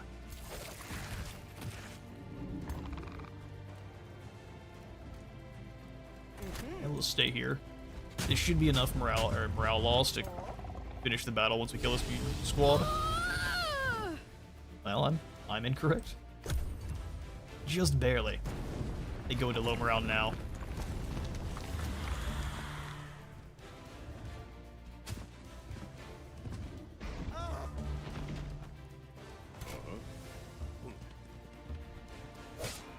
Is there any reason for that flank? No, it's just rude. Take him down. Yeah, for a simple tier 2 unit, this thing is crazy good. Light domain, where are the mosquitoes? Yeah, you're right. It's a shame they missed out on having dog-sized mosquitoes flying around. The true identity of the traitors is revealed. Also, welcome to the stream there, Light domain. The spies are sent by Clanhurst. Following your confrontation, you interrogate the leader of the group of spies. The Inquisitor refuses to speak at first. Fortunately, some veterans in your entourage have keen methods to make people talk. The Inquisitor breaks before anyone even lays a hand on it. Their keen methods are just lick him on the forehead repeatedly. We'll spill Clanhurst's secrets, cries the spy leader. Their transgression demands a strong response. We can make Lithal pay. Lithal is rumored to have committed serious atrocities. I mean, I seem like I'm willing to let this go for a price, although we can go to war with them and start claiming some hostages, which sounds good. We lose our gold income from them, but now we're doing. These guys will keep on side. We've already got them higher in our tier anyway. Sweet. Plus we get some gold. I can always be bribed.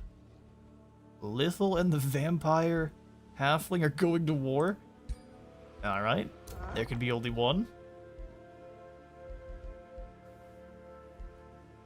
Siphon Blood gains 2 additional range, plus the domination sounds broken. Let's go. First, we'll make it stun, then we'll give it more range, and then we'll make it dominate.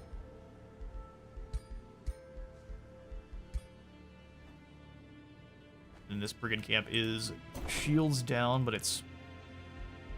Well, anyway, I think we could win that fight, especially with these blood cultists. Let's go ahead and quickly heal up, and then we'll go put down that brigand camp for once and for all.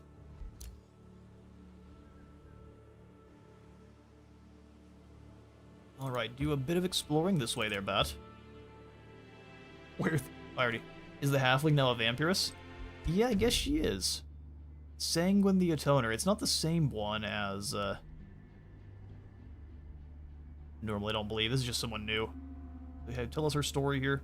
She was a zealous priestess of a peaceful tribe of halflings before a tragedy forced the tribe to cannibalism. So she's basically a Wendigo. She found goatier blood through a terrifying blood ritual which cost many lives.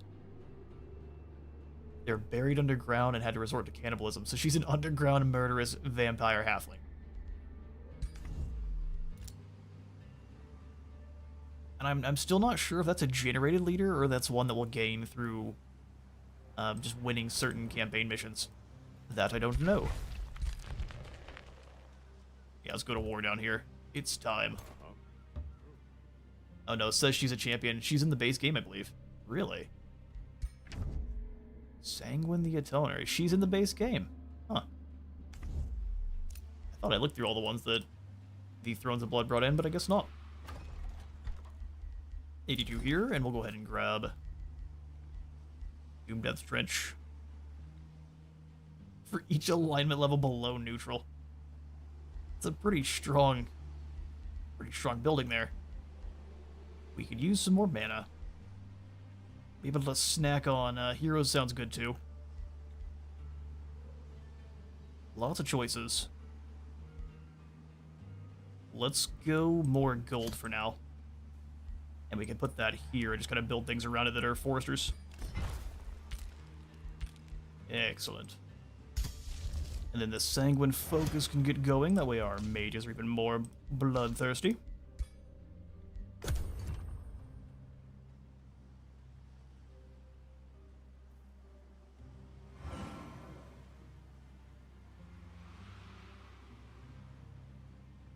No, go away. I'm trying to take out your camp. These are moles. These are moles riding on bats. What else is there to say? I mean, I'm pretty sure she's in the game before Dragon's Dawn, rather. You meet her through the Goateer story realms. Well, fair enough. If she's in the game, she's in the game. I'll definitely have to go take a look. I thought I turned off all of the generated rulers, so that means she likely is a normal part of our experience here. Well, we have 8 turns to deal with these units here, so we should probably stay close by. We'll get to the brigand camp, but we need to stay kind of close by. Huh? Take these clowns down. It's a squad of slithers. Please don't make me fight it. Please. Our immortals definitely got smacked around a little bit there. Oh good, our ruler has leveled up through siphoning experience, which is amazing, and now we've got our secondary signature skill. What do we have here? I like the new DLC as prototype. Also welcome in it. And I think it's great so far. I haven't had I've had as much time as playing today here on stream, but it's been a blast thus far. The new tomes we've tried out, only being the Tome of Blood, or Tome of the Blood, right, is incredible. These Blood Cultists, one of my favorite, probably my favorite tier 2 unit in the entire game, outside of, I like the Mage Locks still, so Mage Locks hold a special place in my heart, but for mages, Blood Cultists, these guys are insane. Gain mana and knowledge upon conquesting a city. Soon. First, we do need the Crypt Blade. Yum. More zombies. Let's go ahead and turn this outpost into a city. And continue on merry way. Prototype, have you gotten a chance to jump into the DLC yet? And if you have, what do you think? Bunch of moles rise to meet us here. Oh, these aren't moles. These are thick elves. Good grief.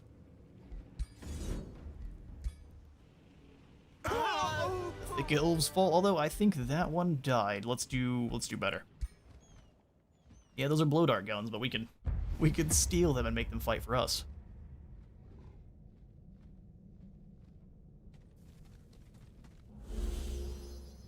It also seems like the Sunless Realm, or like the Sunless trait for your terrain, actually has more overlays than Gloom, so you get more battle types, which it feels like it, which I adore.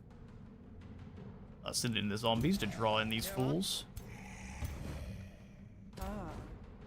You step up behind. Not yet, but I'm super pumped to try it out when I get home from work. Awesome, awesome. Yeah, no, I've been having a blast so far. Absolutely worth it, in my mind.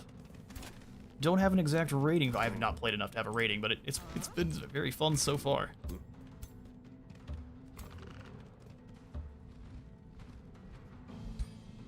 Just unlocked the level 16 skill for my vampire, Elite March. Grave March now conjures. Oh, I realized I didn't give us the... I sat there and looked at him. I don't think I gave us the signature skill. Good grief. Now conjures the bodies of tier 3 and 4 enchant undead units. And has a cooldown reduced by 2. Yeah, that's crazy. Prototype, do you have any actual factions all built up and ready to go, or is there anything you're excited to try out first? I'll have to try not to get distracted next time we leave this battle to actually give out our skills. Thick elves that are good at blowing sounds like a Lamia material. That's darn right, Adeline. That's darn right. Yeah, let's go ahead and hit you with some dread. Definitely want to avoid it. The best thing about these pursuers, you can just teleport and not have to worry about it. And how about we say you ladies can turn into a zombie?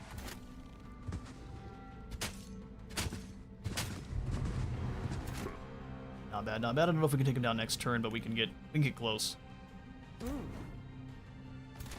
So you move up and charge strike these defenders. Poor Primal Culture just has a really tough start of things. Let's go around behind here and just lock them in place. The Mimotus zombies, we'll send them in next. Hang on, Tyrant Guard, not quite. Let's go ahead and see how far these lads can move. Perfect. So you come all the way back here and immobilize. Such a good ability. Guillotine swing. Let's wait just a moment. Probably want to go for a bite. Draining bite here. The blow dart guns can still use their ability when someone's up close to them with the disengaging shots. We'll use that here. They bounce around behind. Can I tell the zombies to attack friendlies? Oh, you can. Just holding alt.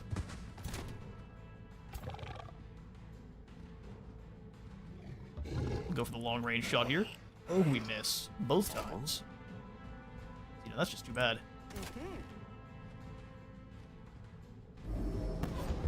Teleport, and we'll go ahead and turn you into a zombie lass.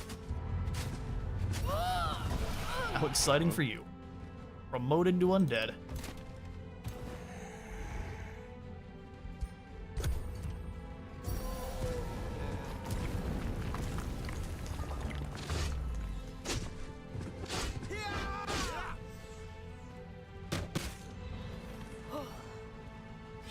Theming and art design on this DLC was incredible. If they had only got it out just maybe just a little bit sooner, a little bit closer to Halloween, it would have been even more thematic, but this is good stuff. My very scientific appraisal of this DLC.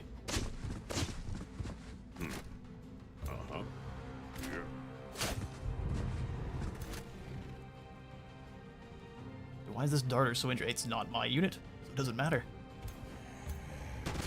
Kill you, and then take out this poor fool. Strike me if you dare.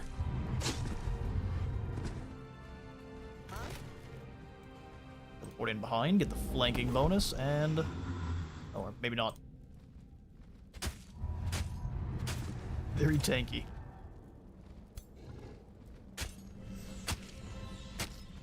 And they go for squats every time they shoot the... That's why they're so thick. That makes sense.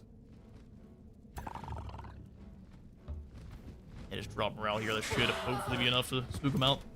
Maybe if they ever figure out shapeshifting, they might add werewolves. Yeah, they keep mentioning they'd love to figure out, so that'd be awesome. Or even finding ways to get, I don't know, units that can transform into demons or something. Like get like a demon lord. That'd be kinda neat. But I think werewolves would be the most obvious next choice once they figure that out.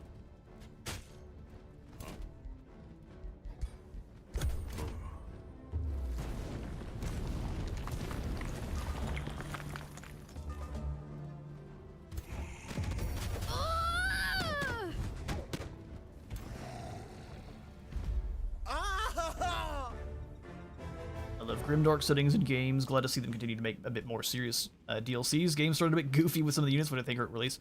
I actually would agree with you there. If they had started with something more like this in one of the first kind of DLC lineups, I think they would have retained probably a few more people earlier on, because a couple of the starting ones are a bit. I would agree, they're a bit more goofy.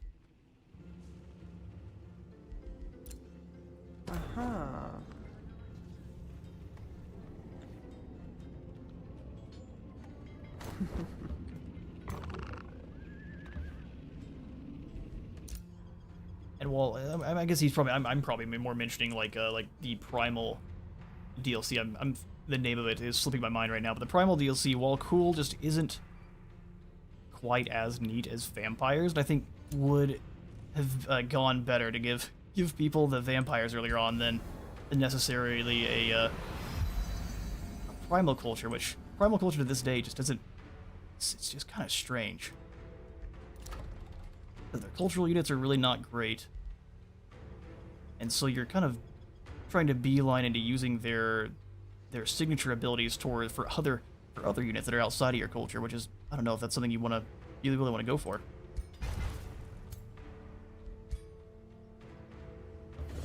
Low risk battle here.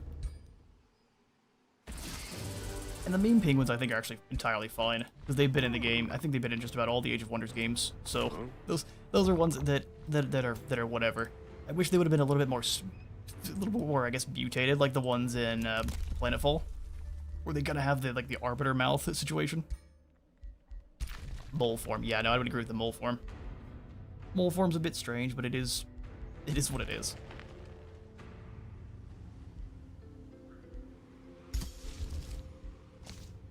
It's a neat concept, but executes oddly. Yeah, that's agreed. It's a cool concept, and I like the idea. It just doesn't fully execute the way I think they intended it.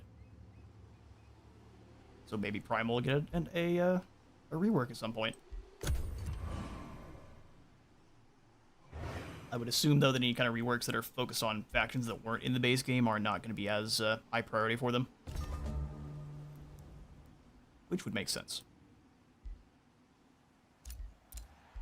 Rivalry has ended, friendship has been declared, everyone loves Neferata, they have no choice.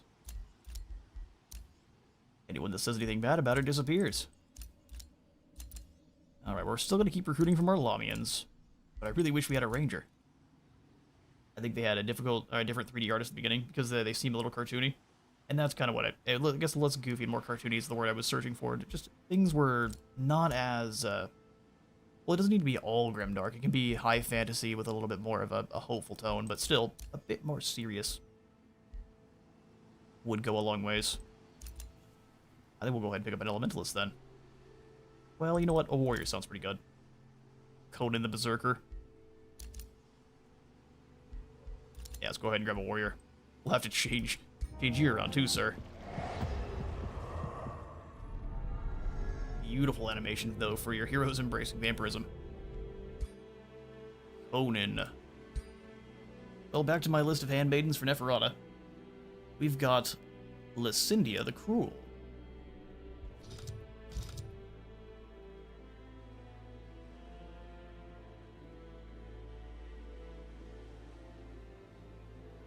The Berserker.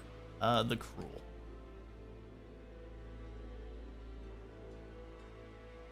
I mean, that's not a bad look for a crazy lady from Kislev.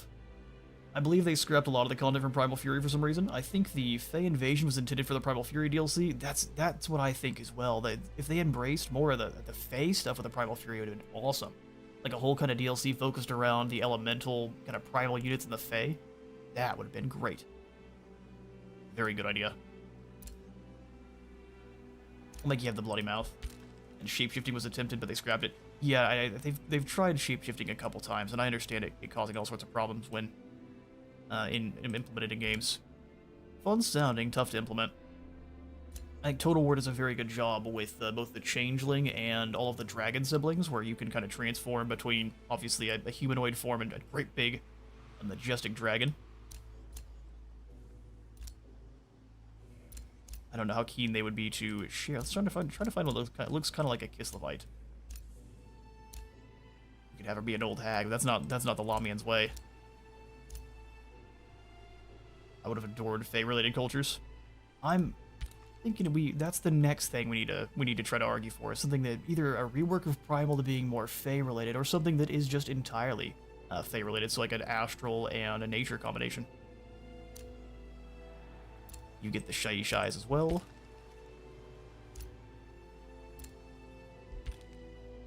The Slev. Yeah, you can have the skulls. Oh no, you've got just like the normal armor with a weird looking skull cape.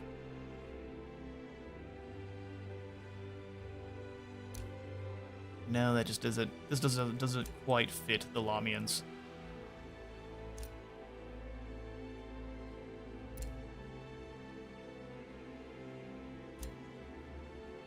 I don't want to use that one every single time, but it does fit the best.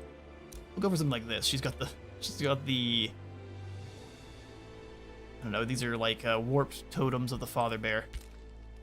I love that they expanded the Abyss into multiple regions like they did the Underdark, and something can be designated the Fey setting.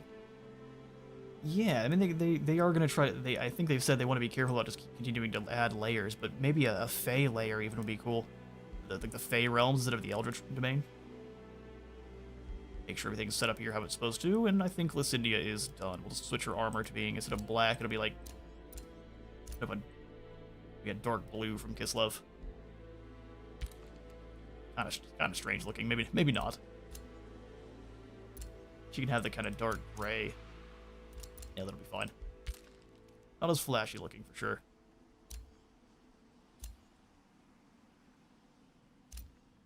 And she is Lamian, so is there a kind of battle dress here for her? No legs. Kind of. This'll work. You can be the Arachna. And she's... What happened to your weapon? Did she always have the sword in that? I will a lightning sword and a shield. Yes, that'll work. Give you the... No, the crypt blade doesn't belong to you. cancel that at once. Lightning sword, you can have the shield, that's perfectly fine. Umbral Juggernaut, no, that's bad stuff. We'll give you the cool Rose Horse. And that's that. Confirm, and give you some skills. Initiative Shadow. And she has both of these for some reason. As you're a warrior, we'll go ahead and give you the Draining Bite. And make it Stagger. Well, I've got to work in 8 hours, I'll dip out now. Appreciate you for stopping by there. Let's...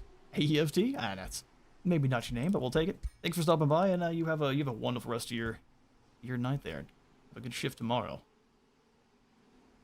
Let's go ahead and... I mean, the elitist general needs to get back and fight with our leader at least once or twice. This brigand camp is just becoming a nuisance, is really what they're doing. A nuisance.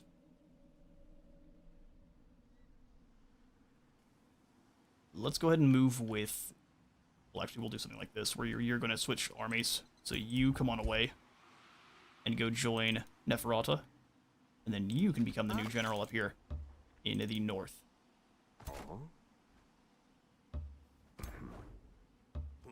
Yeah, that'll work.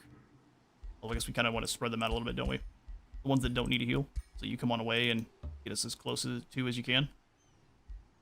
Seems pretty good. Oh, yeah. Question is, why would Faye be the Rose Abyss?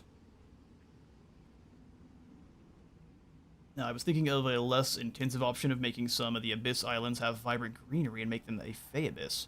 Yeah, they do have something like that, but it's more because the nature Eidolon, or what do they call it? It's not an Eidolon, it's something similar, but the Indalion. Yeah, the Indalion in nature was there, and that's pretty much the only reason that place was starting to change. This is for Neferata. Yeah, give her signature skill. What am I doing? So we've got Night Lord. Unit is immune to blind while in sunless underground and gloom terrain. This unit has 20% more damage and natural regeneration. Can blink and Unholy Leader. I mean, that's pretty dang awesome. Reaper. On kill, active cooldowns are reduced by 1 turn and gain extra hit points whenever you're in fights. Get you a Wail of the Banshee and again Unholy Leader. Vampiric Rage. Damage increases as hit points are lowered up to 50%. Song of Carnage and the Unholy Leader. I guess that's probably Unholy Leader with everything. Very fast movement is likely what Neferata would be about, but... Draining Burst. Marrow Drinker. Bleeding. Whenever an enemy suffers damage from bleeding, you heal. Oh, wow. And then lastly, attacks remove 1 status effect. Single shot attacks remove 2. You get the Investiture of Chaos.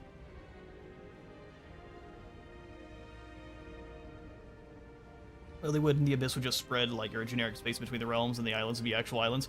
Maybe if they expand the Abyss into being, I don't know, like the sea itself, like the Astral Sea. I don't know if the Abyss is one of the layers in the sea or it's something entirely different, but I think they could work that in. But I think the Fey realms also are its own separate kind of realms. The different layers for that does work. Profane Body Mastery is absolutely what Neferata would be about, but it's kind of the most boring. Draining Burst. Very fast. Now we're going for it. It is the most Neferata. We'll grab that Unholy Leader, and I actually think we'll go ahead and grab both of these, which I normally would not do.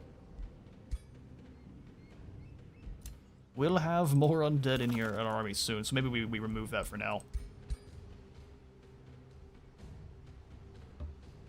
Yeah, we ignore that brigand camp. It is getting out of control. Ritual Circle. The only dangerous unit here is the Demon Centipede, which my favorite unit from the Ways of War DLC by far. Let's see how Auto-Resolve handles that one. You mean like the Astral Void? Because lore-wise, the Umbral Abyss is meant to be its own dimension. Ah, I see. Yeah, so I guess you would have to have it as its own. If it is in lore that the... I feel like we could do better than that, but yeah, we definitely could. Less damage. if it's its own plane, then having its own layer is kind of the only way you can do it. So the same thing would then be for the Fey realms. No one should be the Abyss besides the Emerald. That's fair. It add landmarks with Fey courts. Well, then they would be, I guess they would be then acknowledging that the Fey are, in fact, umbral demons of some kind. Which may not be what they want to do.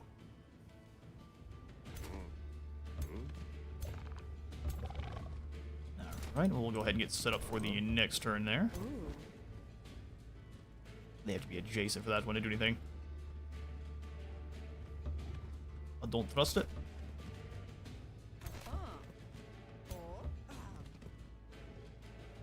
Alright, well, let's go ahead and end the turn and see. They've got some units that can make some things happen in a turn. Happy to see the insanity wasted, though. I mean, landmarks of the material worlds.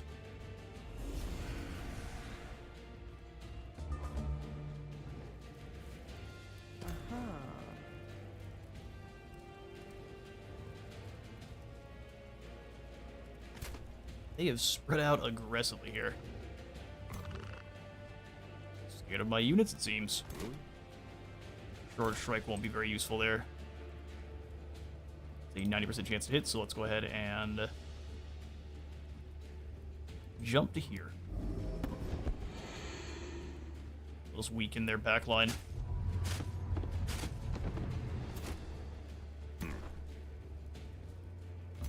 Spears to get involved here. We can run up and charge strike these poor fools. 29 direct damage. Be very confusing. I was just thinking that sharing it mechanically in the game just said the Fey Abyss to depict it more clearly. I agree that lore-wise they shouldn't share it. It wouldn't require another layer, and that's kind of the good thing about it, but it would be confusing lore-wise to make work for sure. Charge block, that's fine. Damage enough.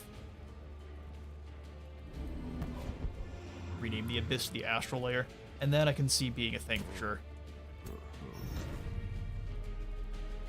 And we have to get a lot of burning stacks there, which I'm not the biggest fan of.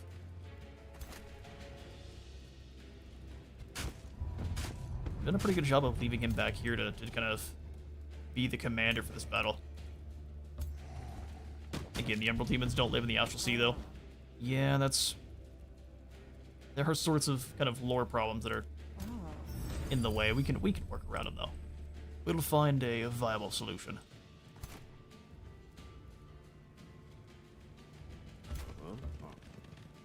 Yeah, I guess we'll just deal with the burning. Not that big a deal, anyway.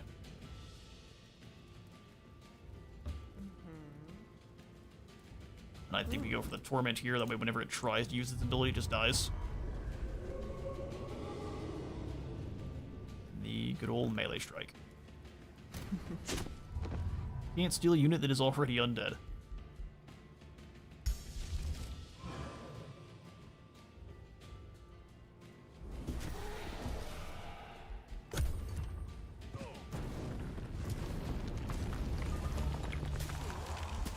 Didn't quite do what I wanted. I was hoping that we could convince them to attack the zombies right in front of them, but not quite.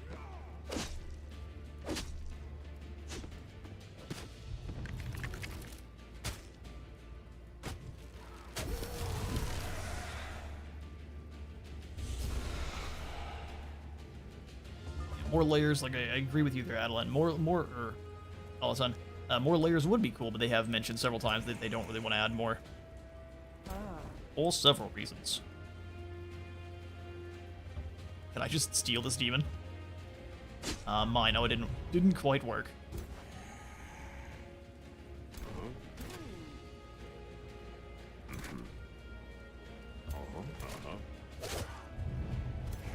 Is this the accursed body?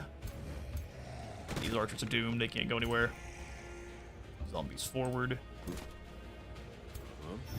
The sprint allows them to reach. Still not quite enough damage. Oh yeah, there's the split. The clone has arrived.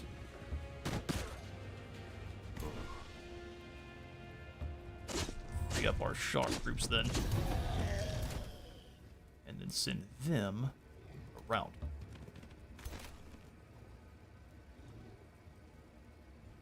no real good opportunities for a two-shot, so we'll just run up. Take the graze there, and same thing with these guys.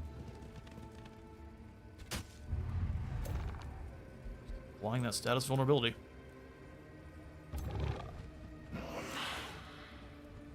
Still lose that morale. Very strong into these bats.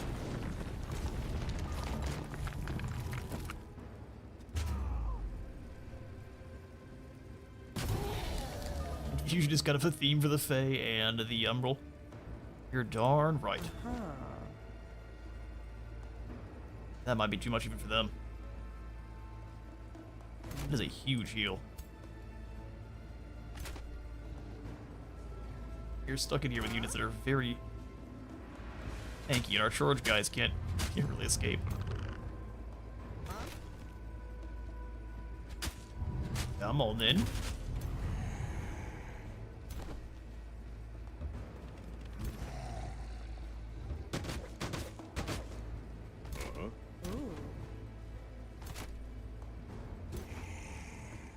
You step up alongside. We'll go ahead and hit him with the drain.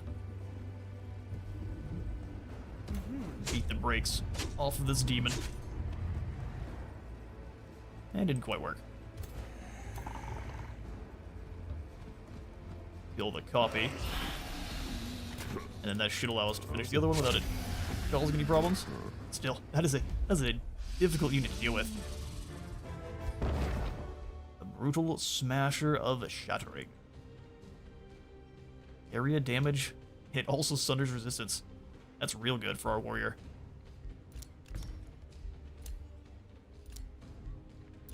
So Lucindia the Cruel, you are now going to have a big ol' bonk hammer.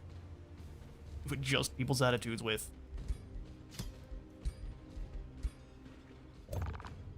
We also need to quickly give you your Crypt Blade. Neferata. Since we were speculating, I think we could get Plain Touch form. Along with the Jinn transformation. What do you think of plain? What do you mean by plain touch form? Is it the one section of territory they don't control? How bizarre. How many heroes do they have nearby? Just 4 units. Why haven't they really sent anything after us, I wonder? Very strange. No, definitely don't want to send the bat over, because whoever attacks that one is the one that gets the level ups. Yeah, it's weird. Not very well defended. Huh?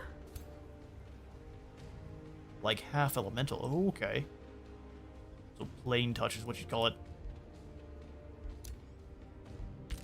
Yeah, no, having an elemental form would be cool. And definitely sounds like something that is not far off of what they might do.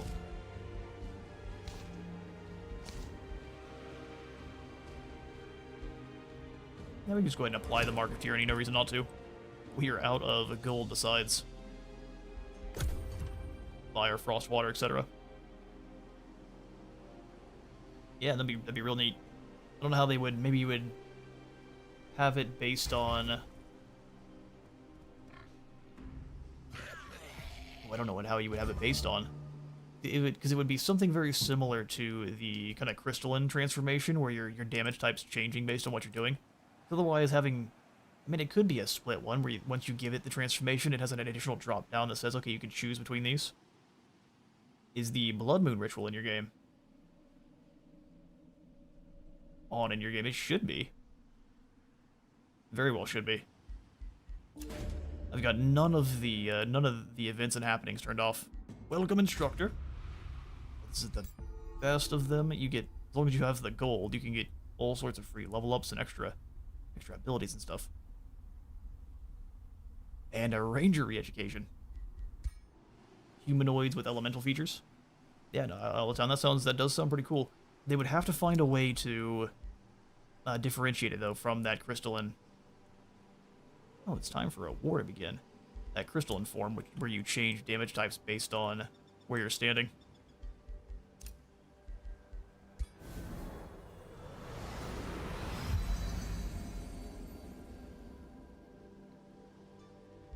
How did I get what to happen there, Pixie Rose?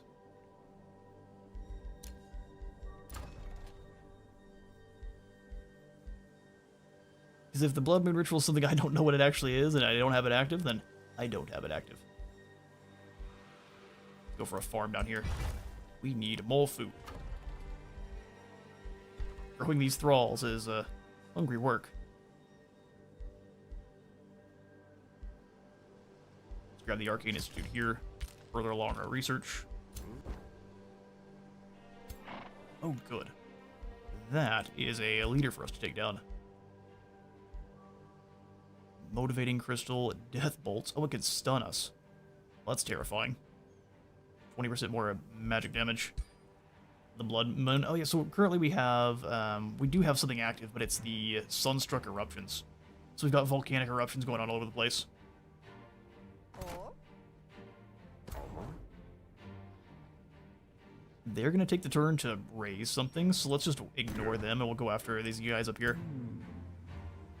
Which may not be an easier fight, but that's still the plan. I just send one into combat. We'll take you. You have been chosen. And we lose. Let's see if we can do a little bit better. We've got enough magic or enough mana sitting in our bank that we can do all sorts of casting. Oh, that no Sunless Terrain here. Well, that's not good for our Vampire Lord. In sunlight. Also, let's say, where are all our units? 20% less damage is sad, but we'll make do.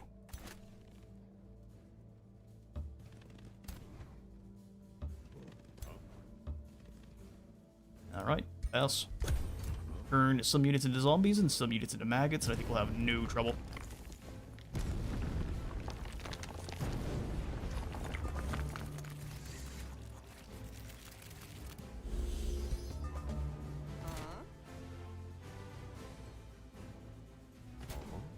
Well, they're being very cagey. Just gonna put you here. Let everything else move up.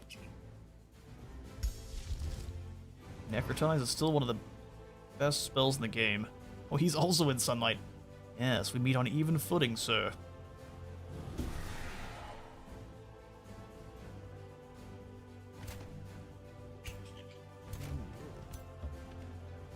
Make its choice as to who it wants to attack. We're just gonna keep these blood mages back behind us. It's good. And we can apply that infection to another unit. That way all of them pretty much turn into zombies. There's the web. Just slow us down a bit.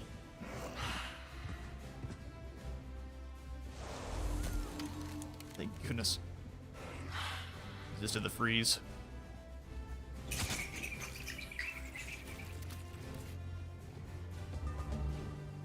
Alright, so first... No, you're already gonna turn into a zombie.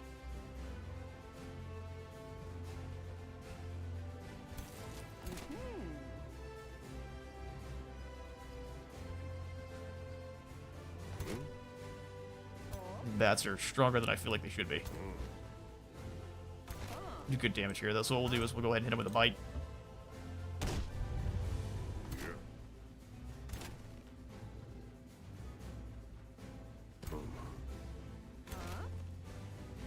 We can teleport over here and get the flank. That's a kill and a zombie. Come on now. Embarrass me in front of my wizard friend. Come on, weak. Garbage. Well, we definitely need to apply the blood right. How far can you move, sir? Go Scarlet Plague on their bats back here. We aren't gonna be able to take them out. That is too bad. And just hit them. Then go for the hemorrhage bolts, I'd say, on this fool. Didn't get hit with the blood maggots, though. That's just the way.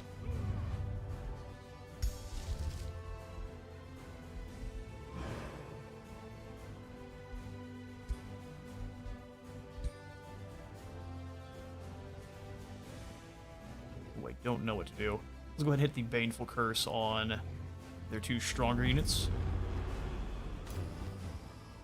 The bite's gonna hurt, but the rest of his attacks really aren't very dangerous.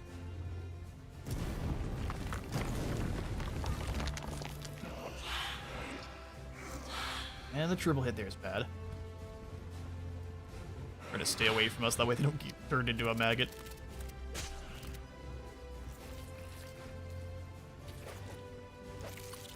Yeah, fair enough. They should go down to their healing. They should go down just to...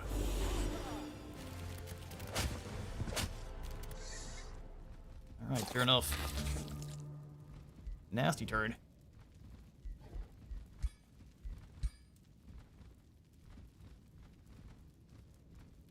There's no good use for this either. Gonna give our guys a little bit more life leeching. Would rather not die at the end of this turn.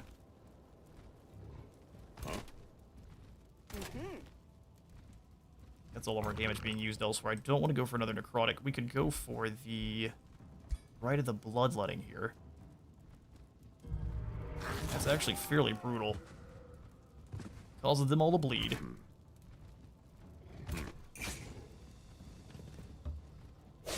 Turn that one into a zombie.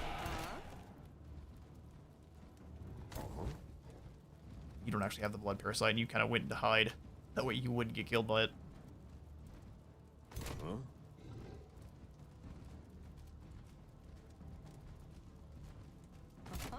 Yeah, there's all kinds of yikes.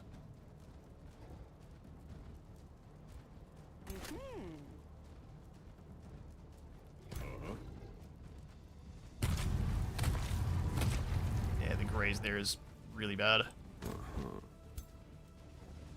That would go ahead and kill this matriarch. Or we can miss.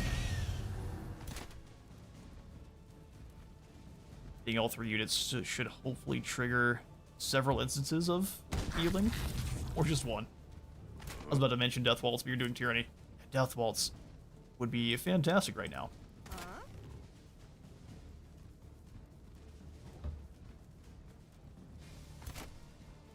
Doing such little damage was going to kill this unit here.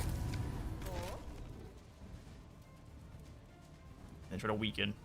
As a combat summon, so it doesn't matter very much, but it's now much weaker. Yeah, down with our vampire. We'll bring her back with mana here from our crypt.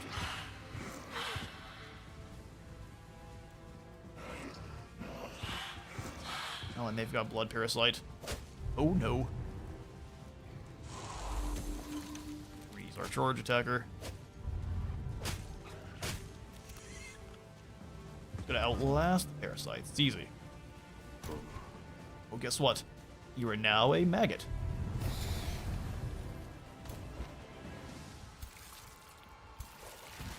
Big day for maggots.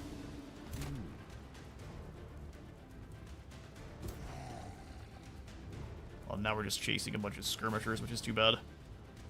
Never my favorite thing to do.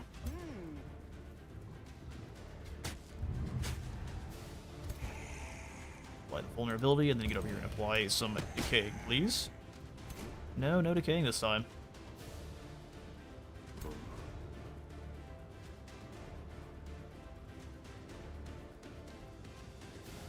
I assume we just want to try to take this clown down.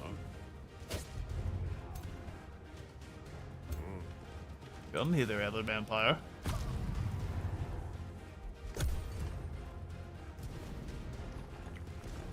Both of these guys are going to turn into parasites. We're not lucky here. Yep. Bad stuff.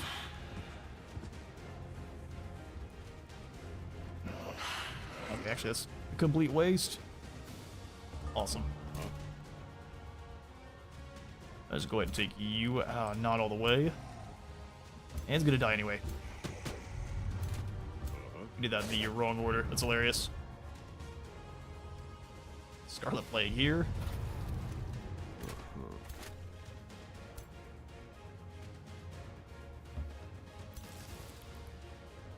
Gonna have to stand on. That's fine though. Bleeding applied, and then we can go ahead and move forward to 1. Shoot this bat twice. Get it down low enough to get the Parasite spawning, hopefully. Yeah, gross. No, we can't.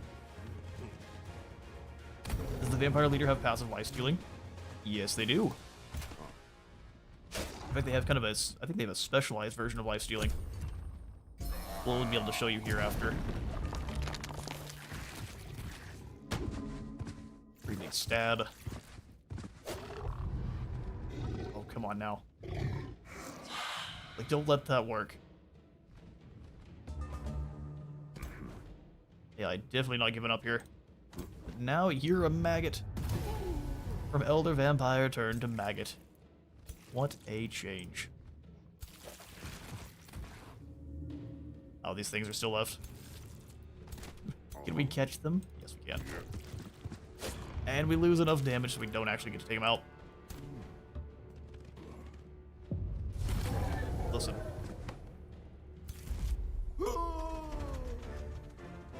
Yeah, losing Cynthia is not amazing, but she'll be back.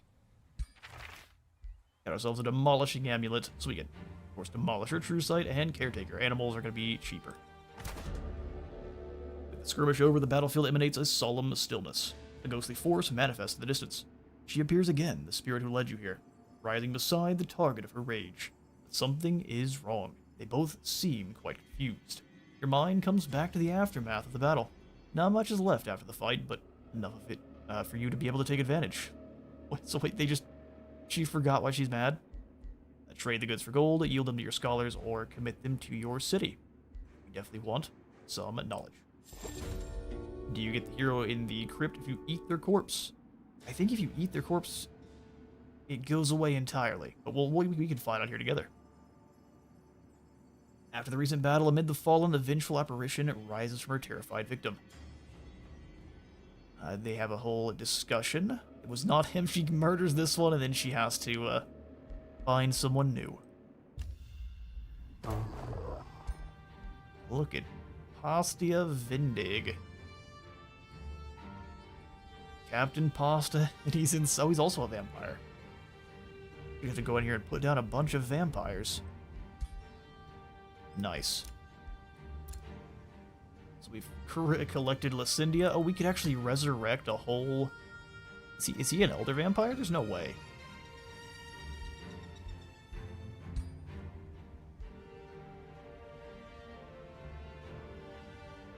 No, he's just a normal. I think he was. No, he is. Does that mean if we were to bring him back, we could have a secondary vampire castle? Surely not. Elder vampire governors, each population grants food, draft knowledge, acquiring new population thralls requires less food, mines grant you Imperium.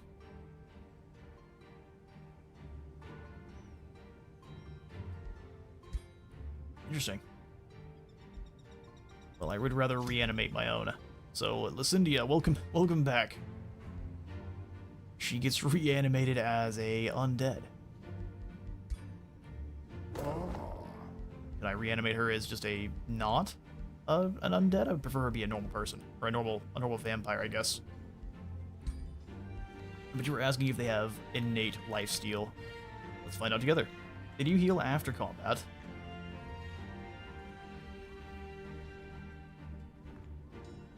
Grave Call. I don't think they do, actually. No, they don't have innate lifesteal, but they do with their Draining Bite and their Blood Siphons. They have all sorts of ways to steal health, but not innately on their attacks. Since I was about to say, don't think you get another Wizard Tower or Vampire Castle, but it does end up as powerful, maybe. Also, somehow my turned vampires also have the Gift the Old Blood. Just out of nowhere. You're finding bugs left and right.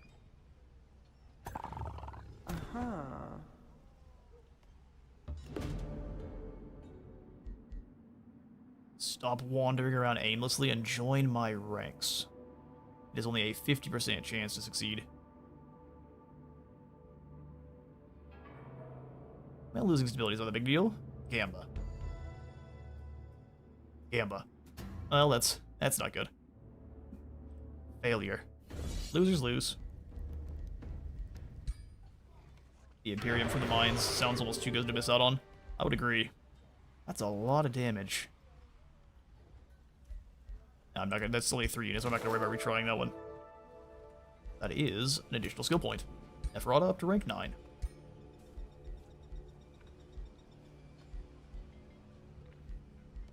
Mist Away or Vampiric Flight. No, I think we're actually going to come over here and start buffing Neferata further, so melee attacks grant more damage, maximum hit points. Yeah, let's go. Melee attacks deal more damage.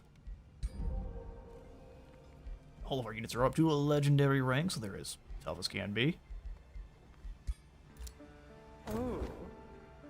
Well, then we march here. That's 7 units. They have more than we do. Ugh. But all things considered, they're not as good as ours. If they have others that show up for the battle, though, we're gonna have a bad time. Joy Siphoners, though, is done. At least done researching. Enchanted Crow Companion would only take a single turn. We don't really have the mana for necrotic projectiles, so let's just go ahead and get the research. Chug it on along.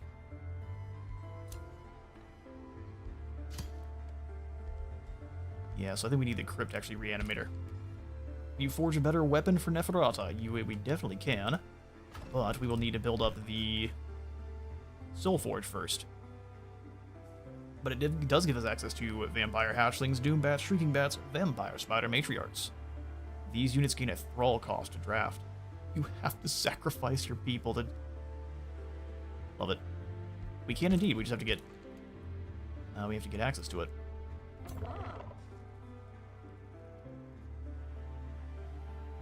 Get your elitist self on over here to join Neferata in battle. And we'll go ahead and initiate the siege here. Yeah, let's go for our raiding party.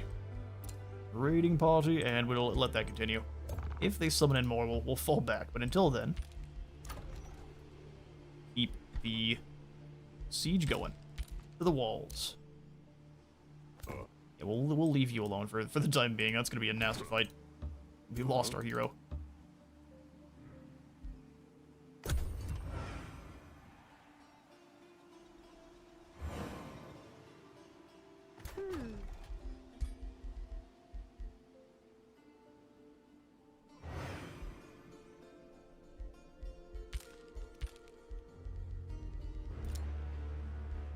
Kinda keeps getting kicked back to... Wait, excuse me. Who are you? Leave me alone. So we've got a White Witch here with a freeze, a Flame Strike on the Pyromancer, and a bunch of other nasty units. Fair enough. How does Auto Resolve handle it? Now we lose our bats. A little bit of anti-player bias here, you see? Like, don't worry, we'll save you, says the squad of elementals. Oh, it's just fine. We'll handle it. Although getting frozen would be unfortunate. Let's move you to here. We didn't summon in zombies for some reason, which is concerning.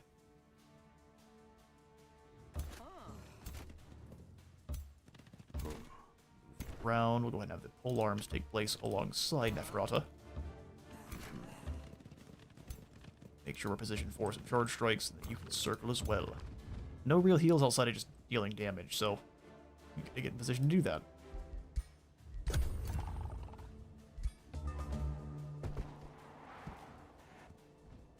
Ooh, and I just look at the time, it is actually past 5 here, so this will be our kind of final battle, and we'll finish up this turn, and... Oh, nice. Good positioning, AI. Your Tyrant Guard, you move, and the zombie can do nothing. We'll just have him stand in the Bleeding Roses, then. Don't like having to get closer for Torment. Although I guess we can just cast it. Give you that dread. And then fall back too.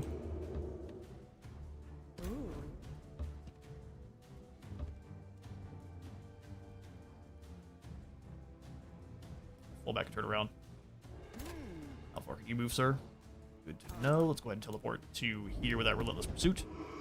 Get into a pretty decent position and start blasting. Or miss horribly.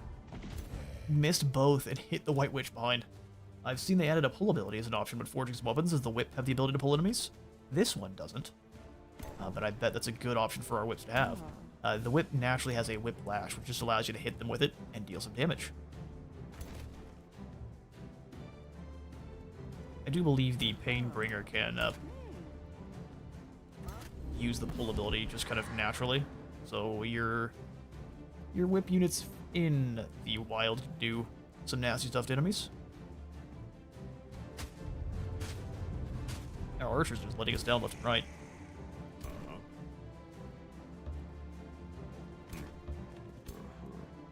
Alright, make that a very difficult choice. You move around the outside, we'll have that just kind of get ready to hopefully deal some damage and not get it insta-killed.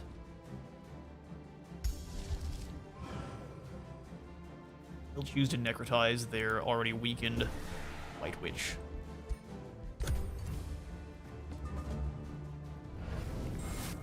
Oh, hello there. We will, in fact, be caught on fire. There goes the zombies. Good news is any freeze is going to be countered by the blaze there. Resisted. Anything there? Sweet. Pole arms. Well done, Tyrant Guard. Drops this ogre immediately. Down with the bloody beast. You take a step backwards and go for a double shot.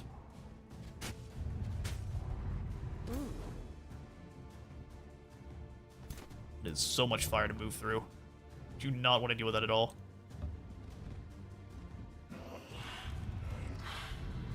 Drop that morale as much as possible. You hit this White Witch? The answer is probably not.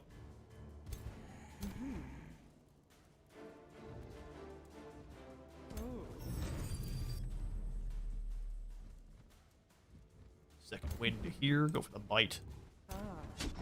Welcome to my team. Which will then throw the firebolts into the White Witch. You can finish the witch, turning her into a zombie.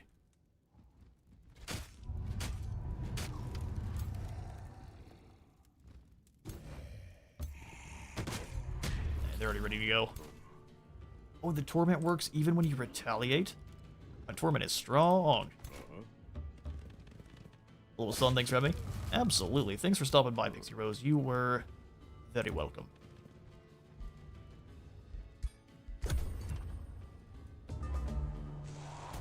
Do a teleport. And dealing with they're trying to take those bats down. Okay, sure. Another big explosion. They're just gonna get hit. No, we're not going to accept that, thanks. We're going iceberg hunting.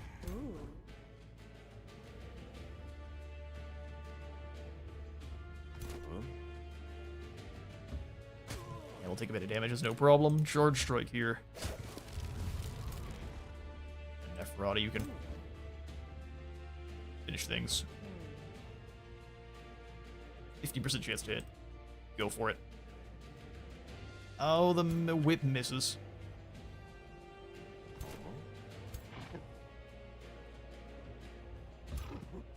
Bring our pet pyromancer on over to go for fire blast. At least that one managed to hit.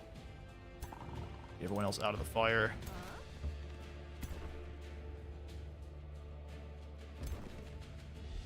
We could just go for the necrotize, truthfully.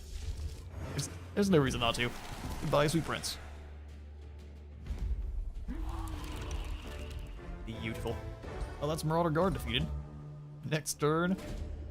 And the eruptions are over. You notice that days become cooler again as the sun finally abates its encroachment on your world. The flaming chaos withdraws. The sun reclaims its usual position in the cosmos. Its warmth is once again comforting instead of scorching. Yet the devastation of the sun caused leaves a smoldering mark on your lands. Will you invest in the restoration of your lands, or do you suffer the desolation to gain other boons?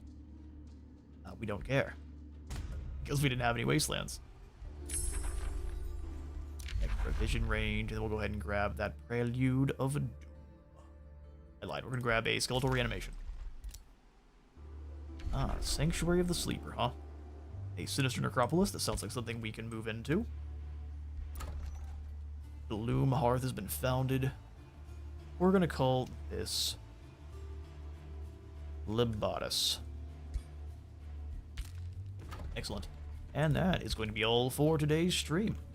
Thank you all so much for stopping by our kind of first look at Thrones of Blood. Thrones of Blood so far, I would say, is a ton of fun and is a very worth the pickup if you enjoy vampires and you've been enjoying Age of Wonders and you want a kind of new ruler type.